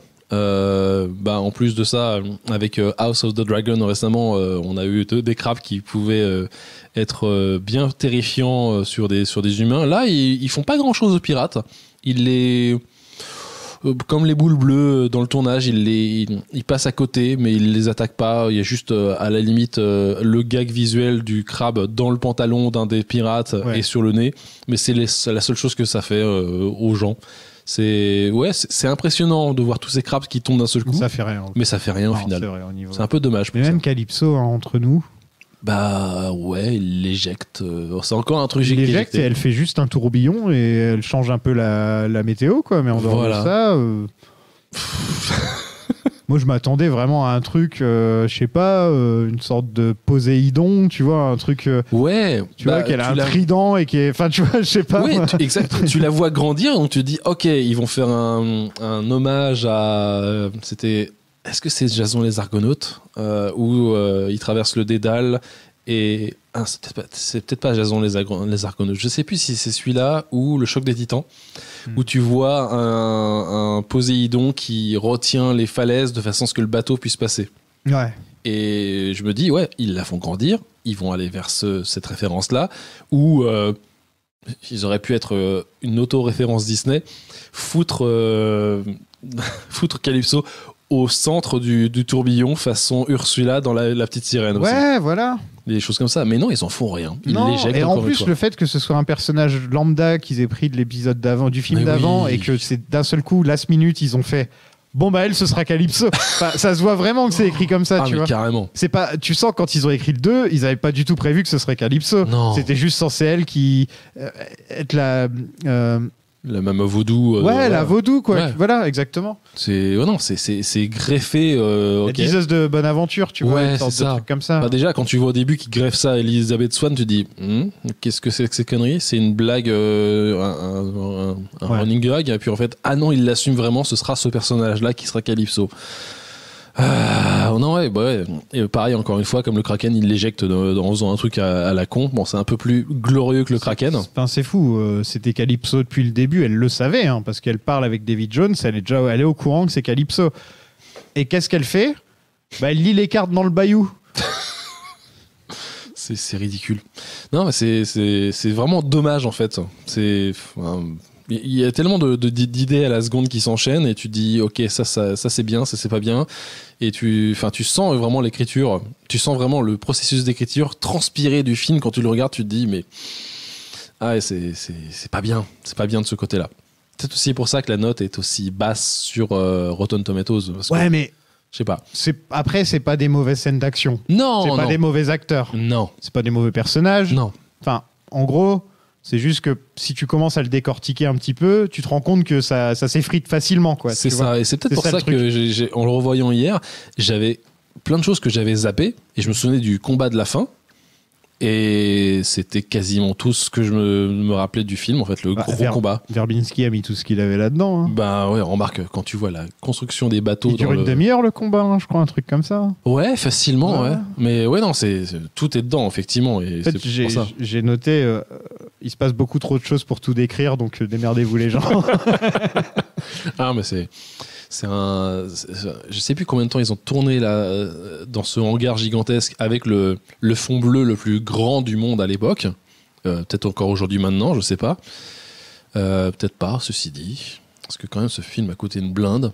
Et après, ils ont utilisé d'autres techniques, notamment de la performance capture. Donc je ne sais pas. Mais ouais, ils voulaient rentabiliser le budget, certainement, quoi.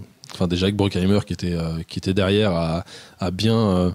Bah là, c'est du divertissement Bruckheimeresque sans problème. Folie. C'est juste que c'est des bateaux et au 18e, mais en fait, tu le mets de nos jours, ce serait le même genre de délire, mais avec des grosses voitures ou des trucs comme ça, quoi, tu vois, ou des hélicoptères, ou enfin, Oui. tu vois, des trucs dans le genre, quoi. Ouais, un Bad Boys ou une connerie comme ça, ouais, c'est ça. Avec des porte-avions. Battleship, oh putain. Pendant qu'on y est. Non, c'est vrai qu'il y a peut-être une inspiration de comment ça s'appelle plus tard. Roland Emmerich qui fera son Midway, peut-être un peu en ayant vu ça aussi pareil, en se disant je pourrais peut-être faire ça avec des porte-avions pendant la guerre de 39-45. C'est un peu peut-être lié, je sais pas exactement. Je peut-être un plan sur la comète, j'en sais rien, mais ouais, ça doit être vraiment la séquence la plus dingue filmée à l'époque, dans ce hangar gigantesque avec tous ces gens, tous ces extras en même temps qui font les trucs physiquement. Tu le sens que le Maelstrom, le tourbillon gigantesque qui est une simulation d'eau assez complexe faite par ILM, tu sens vraiment que c'est juste accompagné en fond ces deux gigantesques vaisseaux en dur, en physique qu'ils ont fait. Et ouais, ça vieillit pas. Ça vieillit pas du tout, c'est vraiment bien. Sauf l'eau où ils ont dû vraiment se faire chier, mais ça rend bien encore aujourd'hui. Non, ouais, Enfin, franchement, en le regardant, je me disais ça pourrait être un film de 2015. Exactement. Voilà, quoi, c'est pas. Même encore plus récent que 2015, mais ouais, je pense que même refaire ça aujourd'hui coûterait beaucoup trop cher pour que ce soit rentable, et je pense qu'ils le feraient même pas à la limite aujourd'hui. Parce que vraiment, tu vois comment ils ont simulé l'eau. Les mecs disaient on n'a pas assez de mémoire, donc on fait juste la surface et un peu en dessous de la simulation de l'eau. Et comme en fait le faire sur autant de surface, ça va prendre beaucoup trop de temps, on va le faire en surface plane, comme ça, et on va le déformer de façon à ce que ça fasse le tourbillon du Maelstrom. Donc c'est une idée super géniale de John Knoll, le gars qui a inventé Photoshop avec son frère. Et tu dis oui, bah c'est une super idée, effectivement, ils l'ont bien mise en œuvre. Mais ouais, sur le tournage, il y a beaucoup de choses qui ont été rattrapées en post-prod et c'est un vrai miracle. Cette séquence est un petit miracle même encore aujourd'hui alors qu'elle a 15 ans déjà. Je savais pas du tout que le mec qui avait inventé Photoshop était sur ce film. Quoi. Et si, John Knoll qui était aussi co-scénariste de Rogue One d'ailleurs au passage. Ah. Voilà. On parle pas de Star Wars mais on parle encore moins de Rogue One. Ah, c'est pas bien. Faire des c'est pas bien. Non, du j'aime tout, pas de toute Rogue One. façon. Non, c'est juste le dernier acte qui est bien. Le reste, c'est chiant. Bah, c'est une démo technique. Oui. La fin est une démo technique que tu fais. Ah, c'est cool, j'aimerais bien un jeu vidéo comme ça. Oui, exactement. C'est tout à fait ce que tu dis, en fait. Et après, tu demandes à quelqu'un, vas-y, cite-moi 3 personnages du film, et tu fais, ah ouais, là par contre. Bref, on parle pas de Star Wars ici. C'est pas parce que tu parles que tu es intelligent. Ouais. Les gens, ils vont commencer à comprendre pourquoi je parle pas de Star Wars. David Jones qui tue un mec avec ses tentacules, c'est quand même super cool. Ah ouais. Ça, c'est quand même très classe. La tentacule qui sort du nez, là, c'est une très bonne idée. C'est tellement le pire, là. Ah, c'est très très bon et ils ont réussi à faire tourner la caméra autour pour qu'on voit pas le truc le plus gore possible, imaginable, certainement à cause de la peur d'avoir un rated R qui leur serait tombé sur la tronche. Hardcore et c'est un hentai à ce niveau-là. Hein. Ah, c'est carrément un sacré hentai. Ah ouais. Et le fait d'avoir su ce petit bout qui sort là comme ça, c'est atroce. Mais ils ont réussi à faire passer ça en PG-13. C'est de la folie. T'as plein d'ailleurs de moments où tu vois tu penses que c'est de l'effusion de sang, mais ils ont réussi à faire passer ça pour une effusion d'eau parce qu'il y a la pluie qui tombe à ce moment-là. Genre, t'as une épée qui transperce quelqu'un. Tu fais un truc et tu vois juste un giclée d'eau, quoi. Tu vois une gerbe d'eau et en fait tu dis, oh là là, les mecs sont passés à travers, comme dans Alita où ils sont passés à travers les censures. Oui, le film Alita, avec le sang bleu, littéralement. Alors que c'est une très bonne idée d'utiliser des liquides non colorés en rouge pour faire passer des choses que tu verrais qui seraient beaucoup trop gore. Transformers l'a fait aussi pareil avec la destruction de robots, la même chose. Bah, la saga dont on ne parle pas, il y a un personnage qui se fait couper le bras par un autre personnage dans le premier film. Oui. Et dans la version originale, c'était rouge le sang. Maintenant, il est plus rouge le sang. Merde, attends quoi ? Vraiment ? Ouais. Bah tu sais, il y a un gars qui Tu sais, le créateur de cette saga dont on ne parle pas. Oui. un dénommé Georges, je crois. il aime bien reprendre ses vieux films et les modifier. Je sais pas si t'es au courant. Oui, mais je me souviens pas qu'il y avait du sang dans la première version. Il y a surtout. du sang. Bah, je peux même te la trouver si tu veux. Merde, vraiment ? Oh putain. Ah oui, pardon, j'étais sur une autre scène avec un autre bras coupé. Cette saga aime beaucoup couper les bras. Ah bah des oui, trucs. ça c'est connu ça. Non, ah putain, mais oui. Donc voilà, on arrête de... Ce n'est pas parce que tu parles que tu es intelligent. Ouais. J'aime bien, ça te fait rire parce qu'il y a des invités qui me regardent genre pourquoi il veut pas parler de Star Wars. Toi t'es game, toi, c'est bien, t'es game. Oui, bien sûr, toujours. Attends, ça fait la 3e fois, c'est normal. Ouais, c'est vrai. Will et Elizabeth se marient pendant que Jack se bat sur le grand mât. C'est un peu bizarre, Will et Elizabeth, parce qu'ils ont quasiment pas de scène ensemble dans les 2 films. Oui. En fait, dans le premier, c'était vraiment le truc, tu vois. Ouais. C'était vraiment tout le temps essayer de trouver l'autre, machin. Dans les suites, c'est quand même assez... Enfin, le truc dans les suites, c'est que j'ai l'impression que Will est toujours un peu à part, même dans le 2. Ouais. Il est toujours un peu à part à faire son propre truc. Et donc, t'as pas forcément de scène où tu te dis... Je veux dire, dans l'épisode d'avant, elle voulait carrément pécho Jack Sparrow. Hein. Oui. Je veux dire, elle fantasmait dessus. La boussole était claire, quoi, tu vois. Oui. Et là, dans celui-là, c'est genre, ah ok, je vais épouser Will, pas de problème. Tu dis, non, mais girl, t'es pas obligé d'épouser quelqu'un. Deviens pirate. Et voilà. Et tu fais ce que tu veux. Voilà, on aurait... Bah oui, voilà. T'es pas obligé d'épouser un mec que tu peux voir une fois tous les 10 ans. Foutez en l'air ce putain de film. Ah non, c'est vrai qu'ils l'ont foutu en femme au foyer dans le 5. Merde, j'avais zappé. Oh mon dieu. Enfin, en femme au foyer. Enfin, elle a une grosse robe gigantesque comme elle l'avait dans le premier, alors qu'elle voulait s'en débarrasser. Enfin, c'est un peu... Ouais, elle aime pas les corsets et les trucs. Ouais, c'est ça, alors que dans le 5, elle est...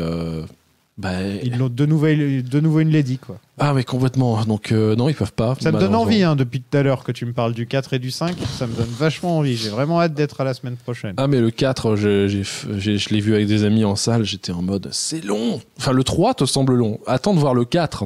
Le 4 il dure combien de temps ? Ah, je sais plus, mais. Il dure moins quand même. Je sais plus, mais. Là, c'est presque 3 heures quand même. Oui, mais il semble dans l'esprit des gens qui regardent le 4, et je l'ai vu qu'une fois, donc non, je l'ai vu 2 fois. Oh, je l'ai vu 2 fois au cinéma, cette merde, c'est vrai. Ah ouais. Une fois avec la famille, une fois avec les potes, je crois. Ah, c'était atroce. C'est pour ça qu'il faut avoir ni l'un ni l'autre. C'est ça. Au moins le 5 de ce côté-là était un peu plus sympa, même si la fin c'est les 10 commandements, Bon, bah, quoi. je verrai bien. Ah non, c'est chiant. Enfin, et je m'étais dit que le 3, en le revoyant, il n'y avait pas encore les prémices de ça, mais en fait, si, il y a les prémices de ça déjà dans le 3, où tu sens que faut en faire un 3, mais il n'y a pas forcément d'idée pour faire un 3 déjà. Il y a des trucs qui te viennent à l'esprit, là, si je te demande si tu as des scènes que tu aimes bien dans la bataille finale. Il y a des petits trucs qui te reviennent comme ça, parce qu'il se passe tellement de trucs que c'est un peu difficile à dire. Bah, l'idée déjà de faire cette bataille sur le mât, tout en haut là, c'est une bonne idée. Surtout qu'elle est assez bien exécutée. T'as tous les passages où ils sont sur les cordes. Ils sautent de corde en corde et tout. Ouais, c'est un peu n'importe quoi. Tu sens pas vraiment de progression là-dessus. Là où Mad Max Fury Road fera ça très très bien avec des perches quelques années plus tard. Mais ouais, dans celui-là, c'est genre, oui, c'est un comic relief avec Jack qui évite des pirates. Je crois qu'il coupe la corde où il se barre au moment d'avoir 2 pirates qui vont lui tomber dessus. Il y a des trucs comme ça. Il est sorti quand, Indy 4 2008 ou 2009. Il est sorti après ça? Ouais, il est sorti après. Alors, t'as vu comme il a vieilli au niveau des effets spéciaux, et quand il saute de corde en corde, de liane en liane, ça a super Toute la jungle est atroce. Et encore, j'ai pas encore revu le Blu-ray 4K, mais je sais qu'ils ont... Ça va être affreux en 4K. Tout doit ressortir encore plus. En termes de colorimétrie, je crois qu'ils ont amélioré largement la jungle. C'est surtout ça. Mais c'était un peu trop pimpant. C'est beaucoup trop pimpant dans le Blu-ray. Et même aussi en cinéma, quand je l'avais vu, c'était atrocement vert. En tout cas, je me disais, c'est vrai que les films sont sortis à peu près à la même époque, et ben encore plus tard, quoi. Non, c'est après. Et non, Indy 4 fait encore plus mal quand tu te dis, ok, ils ont fait ça avant, Indy 4 c'est l'année après. Non, la jungle est atroce dans Indy 4. Et pourtant, c'est ILM. Et pourtant, c'est ILM. Bah oui. Un an après pour Indiana Jones 4, alors que 2007, on a ça en maestria visuelle de partout, d'exécution pour ce combat final qui effectivement 30 minutes, mais tu les sens pas passer les 30 minutes. Contrairement au reste du film où tu les sens bien passer. Là, ça, tu dis oui, c'est très bien exécuté. Mais en fait, tu vois l'évolution rapide des effets spéciaux, parce que ce soit l'épisode 1 ou les Matrix ou ces trucs-là, tu vois, même Matrix Reloaded a tenté des trucs que personne n'avait jamais tenté, tu vois. Smith, enfin l'essence Smith, la course-poursuite, enfin rien qu'avec ça, voilà. Mais ça a vieilli, il y a des trucs, il y a des trucs, surtout de la bataille contre l'essence Smith, ça a pris un petit coup de vieux. Et quand tu vois que seulement quelques années plus tard, tu arrives à faire un truc aussi parfait, c'est que vraiment, le monde des effets spéciaux, un peu comme le monde du jeu vidéo, a été d'une rapidité, en fait. On est passé de regarde, on a un petit Mario en 2D qui saute comme ça. 5-6 ans plus tard, putain, il est en 3D. Enfin, tu vois, c'est l'évolution. Maintenant, c'est en HD, c'est en 4K, c'est en... En fait, on est allé super vite. Alors, on s'en rend pas compte, mais l'être humain, dès qu'on apprend un truc, on va très vite pour passer à la vitesse supérieure. Tu vois, on est très bon pour ça. Il y a eu un très gros développement de tout ce qui est solutions graphiques du moment que le monde des effets visuels a abandonné littéralement Silicon Graphics, qui était le gros leader. Il fallait acheter du Silicon Graphics et d'un seul coup, tu pouvais acheter un PC. Et avec une carte graphique, tu pouvais faire des effets spéciaux. Et d'un seul coup, avec ça, tout le monde a commencé à faire des effets spéciaux de partout. Ça ralentit ces dernières années parce que forcément, la loi de Moore ne suit plus tellement avec la réduction de la finesse de gravure et tout. C'est un peu plus dur. Et on le voit avec le prix des cartes graphiques actuelles qui sortent, les nouvelles Nvidia, ça commence à plafonner. Hein. C'est ça. Tu sens qu'on en est aussi à un moment où... peut-être le meilleur qu'on pourra faire, c'est la planète des singes. C'est peut-être Thanos. Enfin, tu vois, parce que Thanos, c'est quand même bien foutu. Hein, c'est très très bien foutu, et effectivement. Je pense qu'au final, on a peut-être atteint. Je crois pas parce que. On va peut-être plafonner pendant quelques années. C'est ça que je veux dire. Il y a Avatar 2 qui arrive à la fin de l'année aussi. Ouais, voilà. Bon, il y en a un qu'on a oublié. À chaque fois, on l'oublie et il fait surprise, motherfucker. Enfin, surprise, ça fait 20 ans qu'il travaille sur le truc. Ouais, voilà. C'est vrai qu'on parlera d'Avatar quand on parlera d'Avatar. La scène de post-générique du 2 à la fin du 1 en HFRisé, là, c'est beau. C'est vrai que j'ai pas cité Avatar non plus, mais c'est un peu plus vieux. Donc, Non, Avatar sortira 2 ans après. Ouais, mais je veux dire, c'est un peu plus vieux que maintenant. Je veux dire. Ah oui, oui, oui. Là, je bien parlais sûr. des films actuels. Ah non, tu non, vois. non, oui, mais non. Non, et puis après, on n'a pas réinventé de technique assez révolutionnaire, mis à part, voilà, Cameron qui fait de la mocap sous l'eau. sur... Il a mis ses 2 trucs préférés ensemble. Non, mais quand j'ai vu le tournage d'Avatar 2 avec les boules à la surface pour opacifier la surface, comme dans le making-of de Abyss, j'étais mort de rire, quoi. Ouais. Non, mais il adore l'eau. Hein, Ah, mais c'est de la folie. Les aventures de James Cameron sous l'eau, comme le disait South Park, c'était... Ouais, mais voilà, il est... Oh. Donc ça va être un truc qu'on attend tous. Hein. Ah oui. Pas forcément pour son histoire, parce que pas forcément pour... On n'était pas forcément... Enfin, moi, perso, j'étais pas forcément attaché à l'histoire d'Avatar, mais me dire... de peut-être redécouvrir ça fait tellement longtemps qu'on n'a pas eu une grosse claque effets spéciaux, tu vois. Justement, La planète des singes, c'est peut-être celui qui me vient le plus à l'esprit. Non, tout ce qu'a fait Weta est généralement une claque, et j'ai encore Alita en tête. Oui. Pour moi, Alita, après La planète des Je l'ai singes... pas vu, donc je pourrais pas... Ouais. Franchement, Alita, en termes de reproduction visuelle, c'est une folie. C'est complètement fou. Ils lui ont fait des gros yeux, soi-disant pour être raccord avec le manga. Je pense que c'est surtout pour éviter les écueils de l'Uncanny Valley. Comme elle a des gros yeux, elle n'est pas forcément humaine, et donc ils peuvent en faire un truc qui est très proche de l'humain, sans avoir ce truc de comparaison comme Tarkin dans Rogue One, par exemple. Ouais. Ah. On a trop appuyé sur le bouton aujourd'hui, donc maintenant je vais juste devoir te dire de sortir. Quand on a trop appuyé sur le bouton, c'est Je prends le chat. la porte. Je prends le chat. Non, tu prends pas mon chat. Donc Jack tue David Jones avec la main de Will qui était mourant. Donc Will sauve les hommes crabes et son père. Oui. Voilà. Et Lord Beckett, il a une mort. Oh là là. Oh là là, la mort la plus classe, enfin une des morts les plus classes que j'ai vues. Ce bateau qui explose autour Ah. de lui. J'ai mal pour les artistes qui ont dû détourer les petits morceaux qui passent devant lui quand il descend l'escalier là. Oh là là, c'est tellement bien fait. C'est super bien fait. En plus, je sais pas, il y a un côté super classe quoi. C'est Ouais. un personnage comme ça méritait pas forcément une mort aussi classe, tu vois. C'est ça, c'est ça. C'est le mec qui réalise qu'en fait il a totalement perdu, il perd totalement les pédales en mode non, je donne pas des ordres à ma flotte. Ok, évacuez le vaisseau. Ouais, c'est vrai qu'il tire pas hein, en plus. Il tire pas du tout. Il se dit oh, je vais les buter et tout ça. D'ailleurs, avec tous les canons qu'il avait, il aurait pu leur mettre une branlée très facilement. Mais carrément. Et d'ailleurs, il avait 3-4 rangées de... Ouais, c'est ça. Et de chaque côté, alors qu'il allait affronter un seul bateau. Je sais pas pourquoi il avait sorti. Ils ont toujours des 2 côtés. Ça dépend des bateaux. Ah ouais ? Certains bateaux ont des canons que d'un seul côté. Ah ouais, donc faut savoir avant. Voilà. C'est pour ça, quand tu renseignes un peu sur la piraterie ou tout ça, ou ils les font passer, en fait, ils les font rouler d'un ouais, c'est ça. Ce qui fait qu'en termes de stratégie, tu pouvais, si tu te mettais du mauvais côté du bateau, tricher et attaquer le bateau sans qu'il puisse te rattaquer derrière. Enfin, ça dépendait des bateaux. Mais avoir 2 rangées de canaux de chaque côté, c'était extrêmement cher. Parce qu'il faut stocker déjà les canons et stocker aussi les boulets de chaque côté. Mais là, il n'y a même pas de question à se poser au niveau du réalisme parce que les bateaux sont détruits et rebalancés, etc. Et tous les canons sont tous encore là. Mais oui. Il y a plein de fois. Et puis, ils font jamais de ravitaillement. Ils vont jamais chercher à manger. Ils sont toujours ils sont toujours dans l'eau. Quand ils inversent le bateau dans l'eau, effectivement, avec les canons qui se perdent, ils se perdent. Oui, il y a un mec qui meurt avec un canon sur la gueule et après, quand ils reprennent, ils ont tous les canons. C'est magique. Voilà, c'est un jeu vidéo. Ça fait partie du truc, quoi. Ouais, c'est ça. C'est un truc d'attraction. C'est ça. Voilà. C'est exactement ça. Oui, c'est ça aussi d'ailleurs. Oublié, quoi. Sur la fin, quand il y avait le combat, je me suis dit, ouais, j'aime beaucoup le combat et tout, mais niveau enjeu, ouais, ils peuvent pas mourir. Il y en a aucun qui peut mourir parce que c'est un parc d'attractions. Donc ouais, je me rassure. Je me suis dit, ils auraient pu tuer Will, quoi. Ouais, c'est ça. Ça m'aurait pas gêné. Non. S'ils peuvent tuer Orlando Bloom aussi. Pardon. Mais je pense qu'on est trop habitué maintenant à des séries où voilà, Orlando Bloom. On est trop habitué maintenant à des séries où il y a beaucoup de rebondissements et de meurtres imprévisibles que revoir ça, tu te dis ah mais il y a personne qui meurt en fait. Ça fait trop bizarre. Quasiment. Ouais, mais en fait, quand tu réfléchis, Seigneur des Anneaux, en dehors de Boromir, il y a personne qui meurt. Ouais. La trilogie originale, personne qui meurt. Ouais. Obi-Wan, voilà. En fait, t'es pas obligé d'avoir des persos qui meurent hein, quand tu réfléchis. Non, c'est ça, on est trop habitué ces dernières années à avoir des persos qui meurent. Parce que dans le 2e film, il y a un truc qui se passe comme dans The Dark Knight où il y a Rachel qui meurt.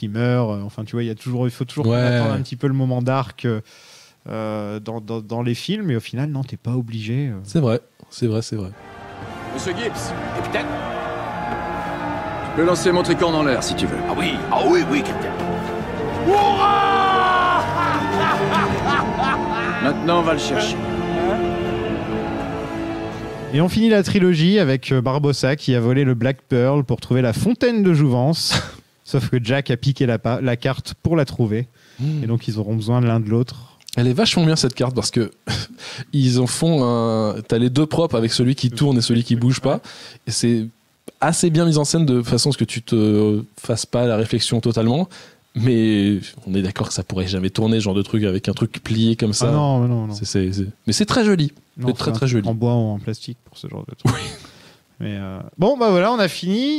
Pirates des Caraïbes. Donc, je pense que voilà, c'était une saga très sympa. Il en reste 2. Non, il n'y a pas de 4 et 5. Non, tu as raison, on a fini la saga Pirates des Caraïbes, il n'y en a pas. Il y aura un reboot certainement avec Margot Robbie, voilà, mais il n'y a pas de 4 et 5, il n'existe pas. C'est comme Indiana Jones, il n'y a pas de 4. Tu sais quoi, Margot Robbie, je peux l'imaginer. Elle s'est tellement approprié le rôle d'Harley Quinn. Ouais. Que je peux l'imaginer en sorte de Jack Sparrow féminin. C'est pas choquant, quoi. Enfin, tu sens elle a de l'humour, elle a vraiment beaucoup d'humour, Margot Robbie. Donc je pense que ça pourrait être intéressant. Bon, qu'est-ce que t'as pensé de ce petit Pirates des Caraïbes 3 ? Eh ben, en le revoyant hier, je me dis que ça n'a pas vieilli. Pas du tout vieilli en termes d'effets spéciaux, mis à part 2-3 trucs par-ci par-là. On parlait de la démarche, de la gestuelle de David Jones, qui dans ce film est un peu plus mécanique que dans le précédent où c'était plus organique. Mais globalement, ce film est un petit miracle compte tenu des bordels de production qu'il y a eu avant. Et je pense que, Gore Verbinski a eu beaucoup de chance que ça puisse se passer aussi bien au final avec ce film, parce qu'il aurait peut-être pu se faire défoncer et finir toute sa carrière sur ce seul film, en fait, à l'époque. Si ce film s'était planté. Mais ah bah là, c'était même plus fini sa carrière à ce niveau-là, parce que vu tout ce que Disney avait mis dedans... C'est ça. Ouais. C'est ça, parce qu'à l'époque, Disney est dans la merde. Si tu regardes tous ces films d'animation, il n'y en a pas un qui fonctionne. On est avant Réponse. Ah ouais. On est avant Réponse, donc on est dans la transition de Disney. On est au moment où il passe. C'est ça. Il y a eu Chicken Little qui s'est planté, il y a eu Volt qui s'est planté, il y a eu, je sais plus si La Princesse et la Grenouille c'est après ou pendant, mais ça s'est planté aussi. À cette époque-là. Ouais. Tout ce qu'ils font Disney à l'époque, c'est... Il y avait encore Pixar, mais voilà. Oui, non, Pixar venait d'être racheté par Disney. Ah, ils n'étaient pas encore... Parce qu'ils ont sorti... Quand est-ce qu'est sorti Cars ? 2006 ou 2007 ? Je sais plus, moi. Je crois que c'est 2006. Donc, Cars, c'est pas vraiment mon préféré. C'est le dernier avant que Pixar se fasse racheter ou qui est, je sais jamais si c'est un rachat ou si c'est une fusion avec Disney Animation. Mais bref. En tout cas, Disney a misé sur le bon cheval avec Pirates des Caraïbes, hein, quand même. Ah, mais c'est de la folie. Avec Verbinski, ils sont tombés aussi sur vraiment la personne parfaite pour faire ça. Mais ils ont eu une chatte de fou parce que le premier, toi comme moi, on n'était pas forcément au courant de Pirates des Caraïbes parce que avant Pirates des Caraïbes, le film, tout ce qui était pirate, c'était planté dans les années 90. Je veux dire, l'île pirate de Rainy Harlin étant le plus gros échec financier et commercial qui a plombé la Carolco d'ailleurs au passage. Waterworld, c'est plus ou moins un truc de pirate. Hein. Ouais, exactement. C'est pirate moderne, quoi. C'est ça s'est planté. Même année d'ailleurs que l'île pirate, 95. Donc les deux se sont plantés, deux gros flops en 95. Putain, imagine que sans... Hook, ça a marché sans marché. Ouais, 91. Ouais. Et ouais, c'est ça. Mais il y avait Peter Pan derrière. Difficile cette époque-là. C'est ça. Ouais, d'ailleurs, putain. Mais comme je disais dans l'épisode précédent... est-ce que au final, oui, ça a permis de ressusciter le genre des pirates, mais au final, il n'y a pas eu d'autres films qui ont suivi. C'est ça. Un peu comme Le Seigneur des Anneaux. Oui. Où il n'y a pas eu vraiment beaucoup d'autres films qui ont suivi Le Seigneur des Anneaux quand tu réfléchis. Il y en a qui ont essayé rapidement. Il y en a plein qui ont essayé. Il y a eu des Narnia, il y a eu des trucs comme ça. Ouais, Narnia, c'est vraiment la grosse franchise qui a tenté de le faire. Voilà, après, il y a eu des Warcraft, par exemple, plus récemment. On pourrait dire que ça rentre dans cette catégorie. C'est de la fantasy. Ouais, il y avait 2-3 trucs. Il y en a beaucoup qui... Alors que là, les films de pirates, en fait, c'est tellement cher à faire. Il faut construire les bateaux, il faut construire les machins, les bidules, il faut payer Johnny Depp. Il faut surtout payer Johnny Depp. Ça coûte tellement cher à faire Je veux dire, un Master and Commander a coûté très cher à faire et au final a rapporté pas grand-chose, alors que c'était un très bon film, quoi. Et voilà, tout le monde me parle de ce film, je ne l'ai jamais vu. Il faut que tu le vois. Et je sais que je dois le voir parce que tout le monde en parle en très très bien. Et effectivement, à l'époque, J'adore j'étais ce pas film. très intéressé, mais oui, il paraît que c'est un putain de bon film. Et oui, ça doit être le seul C'est en un tête. des films les plus réalistes de cette époque, en fait. C'est l'inverse d'un Pirate des Caraïbes. Là où Pirate des Caraïbes va partir dans la folie, là, on va te montrer vraiment ce que c'est de vivre dans un bateau. Ah, voilà. Ah putain, ok, d'accord. C'est vraiment genre, voilà ce que c'est d'être dans un bateau tout le temps avec d'autres hommes. Et il y a un Russell Crowe charismatique au possible. Et j'en ai parlé dans le Patreon. J'ai fait un épisode super avec un de mes potes qui, lui, est spécialiste du 18e, 19e, guerre napoléonienne et tout. Oh. Et super, hein, tu le lances et... Tu le lances et il te parle de ce que c'est de vivre sur un bateau. Mais t'es le deuxième à m'en parler depuis pas longtemps. Il est pas sur des plateformes, par contre. Voilà, c'est le seul petit défaut. Oh, je le prendrai en Blu-ray hein, s'il est bon, de toute façon. Donc, il n'y a pas de problème. Il doit y avoir un Blu-ray qui ne doit pas coûter très cher maintenant de nos jours. Il est très sympa. Parce que, ouais, en film avec des bateaux très récents, mis à part un espèce de remake de Moby Dick, avec je sais plus quel mec des Avengers qui joue dedans. Je sais plus. Non, mais tu vois, en tout cas, ça n'a pas relancé le. Non, ouais. Je veux dire, dans les années 30 à 50, voire 60, il y en avait tout le temps des films de pirates. C'était vraiment le truc qu'il y avait énormément. Et là où le western, tu peux encore le retrouver de temps en temps, tu vois, le péplum, tu le retrouves quasiment plus jamais. Et pareil, c'est pirates et péplum, c'est des trucs qui coûtent très cher à faire, donc tu vois beaucoup moins. Le dernier péplum en date, il s'est bien planté la gueule aussi. Hein.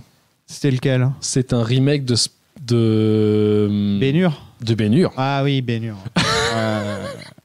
Un remake de Ben-Hur. Déjà, oser faire un remake de Ben-Hur, faut quand même y aller. Ouais. Bon, moi, en tout cas, j'ai bien aimé le film. Même si là, comparé aux deux premiers, j'ai regardé ma montre un bon paquet de fois, quoi. Ouais, je me suis arrêté plusieurs fois aussi. C'est le gros problème. J'ai fait une pause au milieu. J'ai fait, bon, allez, je vais faire une pause au milieu, je vais faire autre chose. J'ai dû faire 3 ou 4 pauses. C'est une très bonne trilogie. Verbinski se fait un plaisir fou. Ouais. Et c'est dommage de ne pas le voir dans d'autres sagas. Par exemple, j'aurais adoré qu'il fasse un épisode de la saga dont on ne peut pas parler. Je trouve il aurait été parfait pour ça. Il aurait été vraiment parfait pour... Les personnages, c'est plus ou moins le même genre. Quand tu réfléchis, Jack Sparrow, Han Solo, c'est le même délire. C'est exactement ça. Luke et Will, c'est pareil. Elisabeth et Leia, c'est exactement la même chose. Donc voilà, au final... Après, on a des résurrections de réalisateurs connus ces dernières années qui n'ont pas tourné ou qui ont eu des flops ces dernières années, en Marvel ou en d'autres sagas. Je veux dire, Sam Raimi, c'était inespéré qu'il puisse refilmer un film comme ça. Est-ce qu'il l'a vraiment filmé?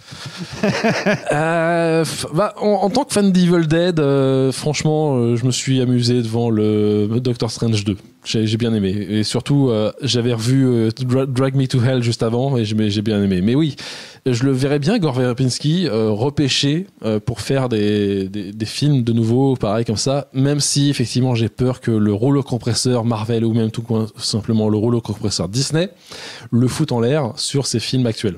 Ouais. Parce que Disney a beaucoup plus de pouvoir qu'à l'époque. Voilà. Enfin, déjà, Disney, ça a toujours été...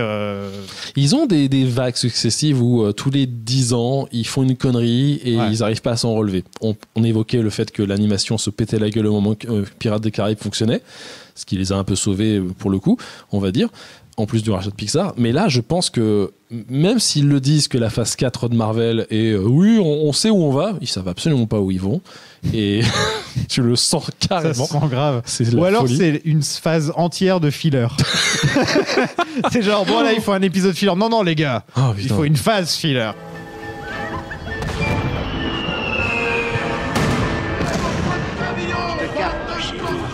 Et toi, admiré à bas. Les morts ne mentent pas. Bah merci beaucoup d'être venu en tout cas. Avec comme d'habitude, c'est toujours un plaisir. On peut te retrouver où en ce moment? Tu prépares quoi? Alors, j'ai sorti la première partie de mon documentaire Digital Pioneers. Je l'ai sorti il y a quelques semaines, début octobre. Je travaille sur les 3 autres parties du documentaire.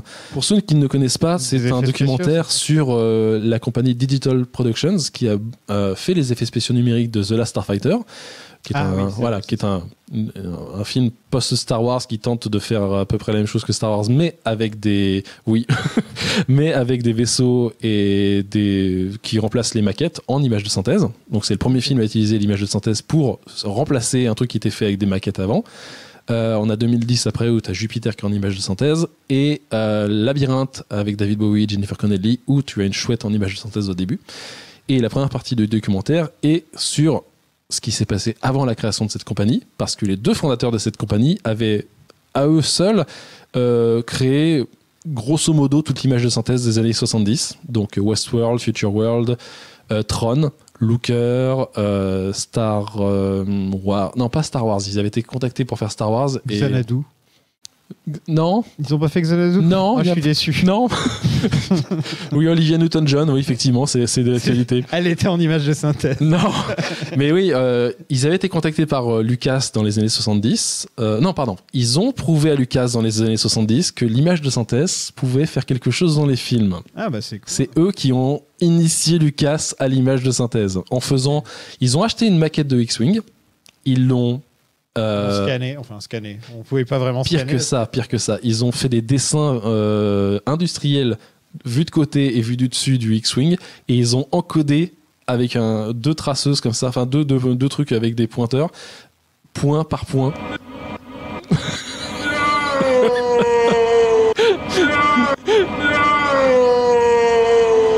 Non, ça fait 2 minutes que tu me parles de Star Wars, c'est le temps. Là, on n'a plus le droit là.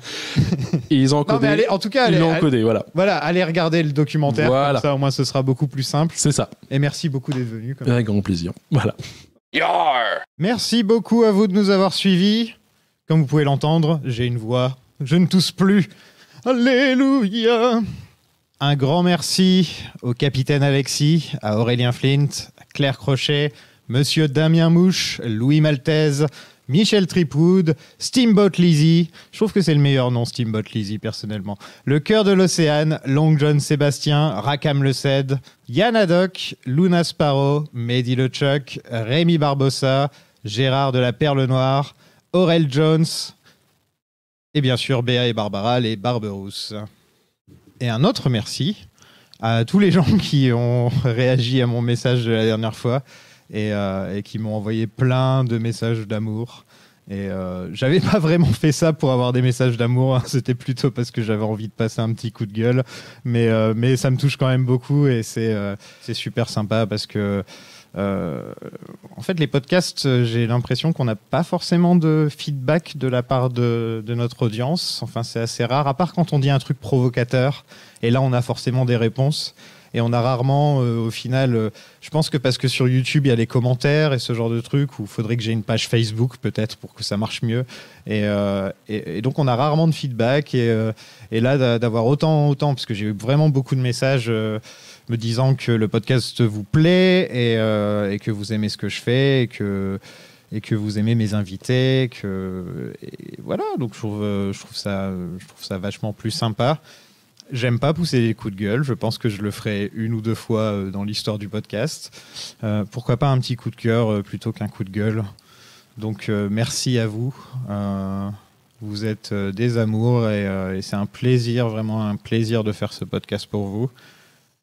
Et même les autres podcasts que j'ai fait avant.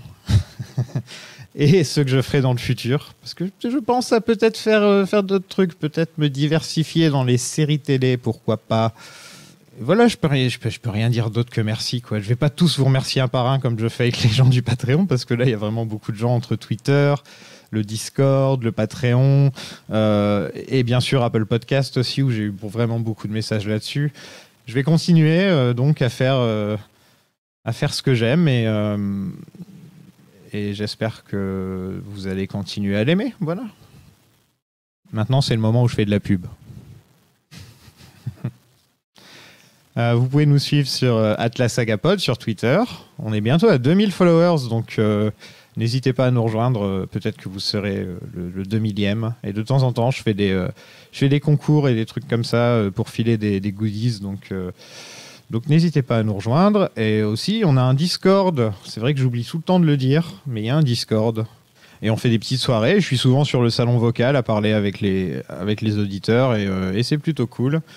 Et bien sûr, le Patreon, patreon.com/plan-séquence, où vous pourrez, en faisant des petites donations mensuelles, découvrir plein d'épisodes bonus, dont tous ceux dont j'ai parlé dans cet épisode. J'en ai parlé de beaucoup. Mais il y a je sais plus combien d'épisodes en tout.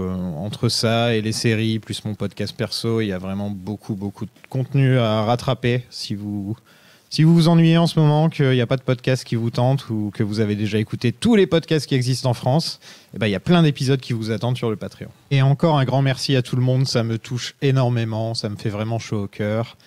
Et j'espère un jour pouvoir vous rencontrer. Je sais pas, faudrait faire une soirée, un de ces quatre. Bon, moi je suis à Paris, je sais que beaucoup d'entre vous ne sont pas à Paris, mais ce serait sympa de faire une petite soirée, un de ces quatre, pour que je vous rencontre un peu tous. Ce serait cool. Ouais, il faudrait que j'organise ça, un de ces quatre. Et aux gens qui m'aiment pas, je vous déteste pas, hein, j'ai rien contre vous, du moment que vous me balancez pas des noms d'oiseaux à la tronche. Et c'est avec joie que je vous annonce que la semaine prochaine, on va parler de Pirates des Caraïbes 4. Et c'est l'épisode où je vais tirer au sort. C'est pas l'épisode où vous allez découvrir la prochaine saga, mais c'est l'épisode où moi je vais tirer au sort. Et je suis plutôt content, j'ai hâte de voir ça. J'ai hâte de voir ce que ça va donner. C'est quoi la saga que vous aimeriez que je fasse après Pirates des Caraïbes? Dites-moi tout.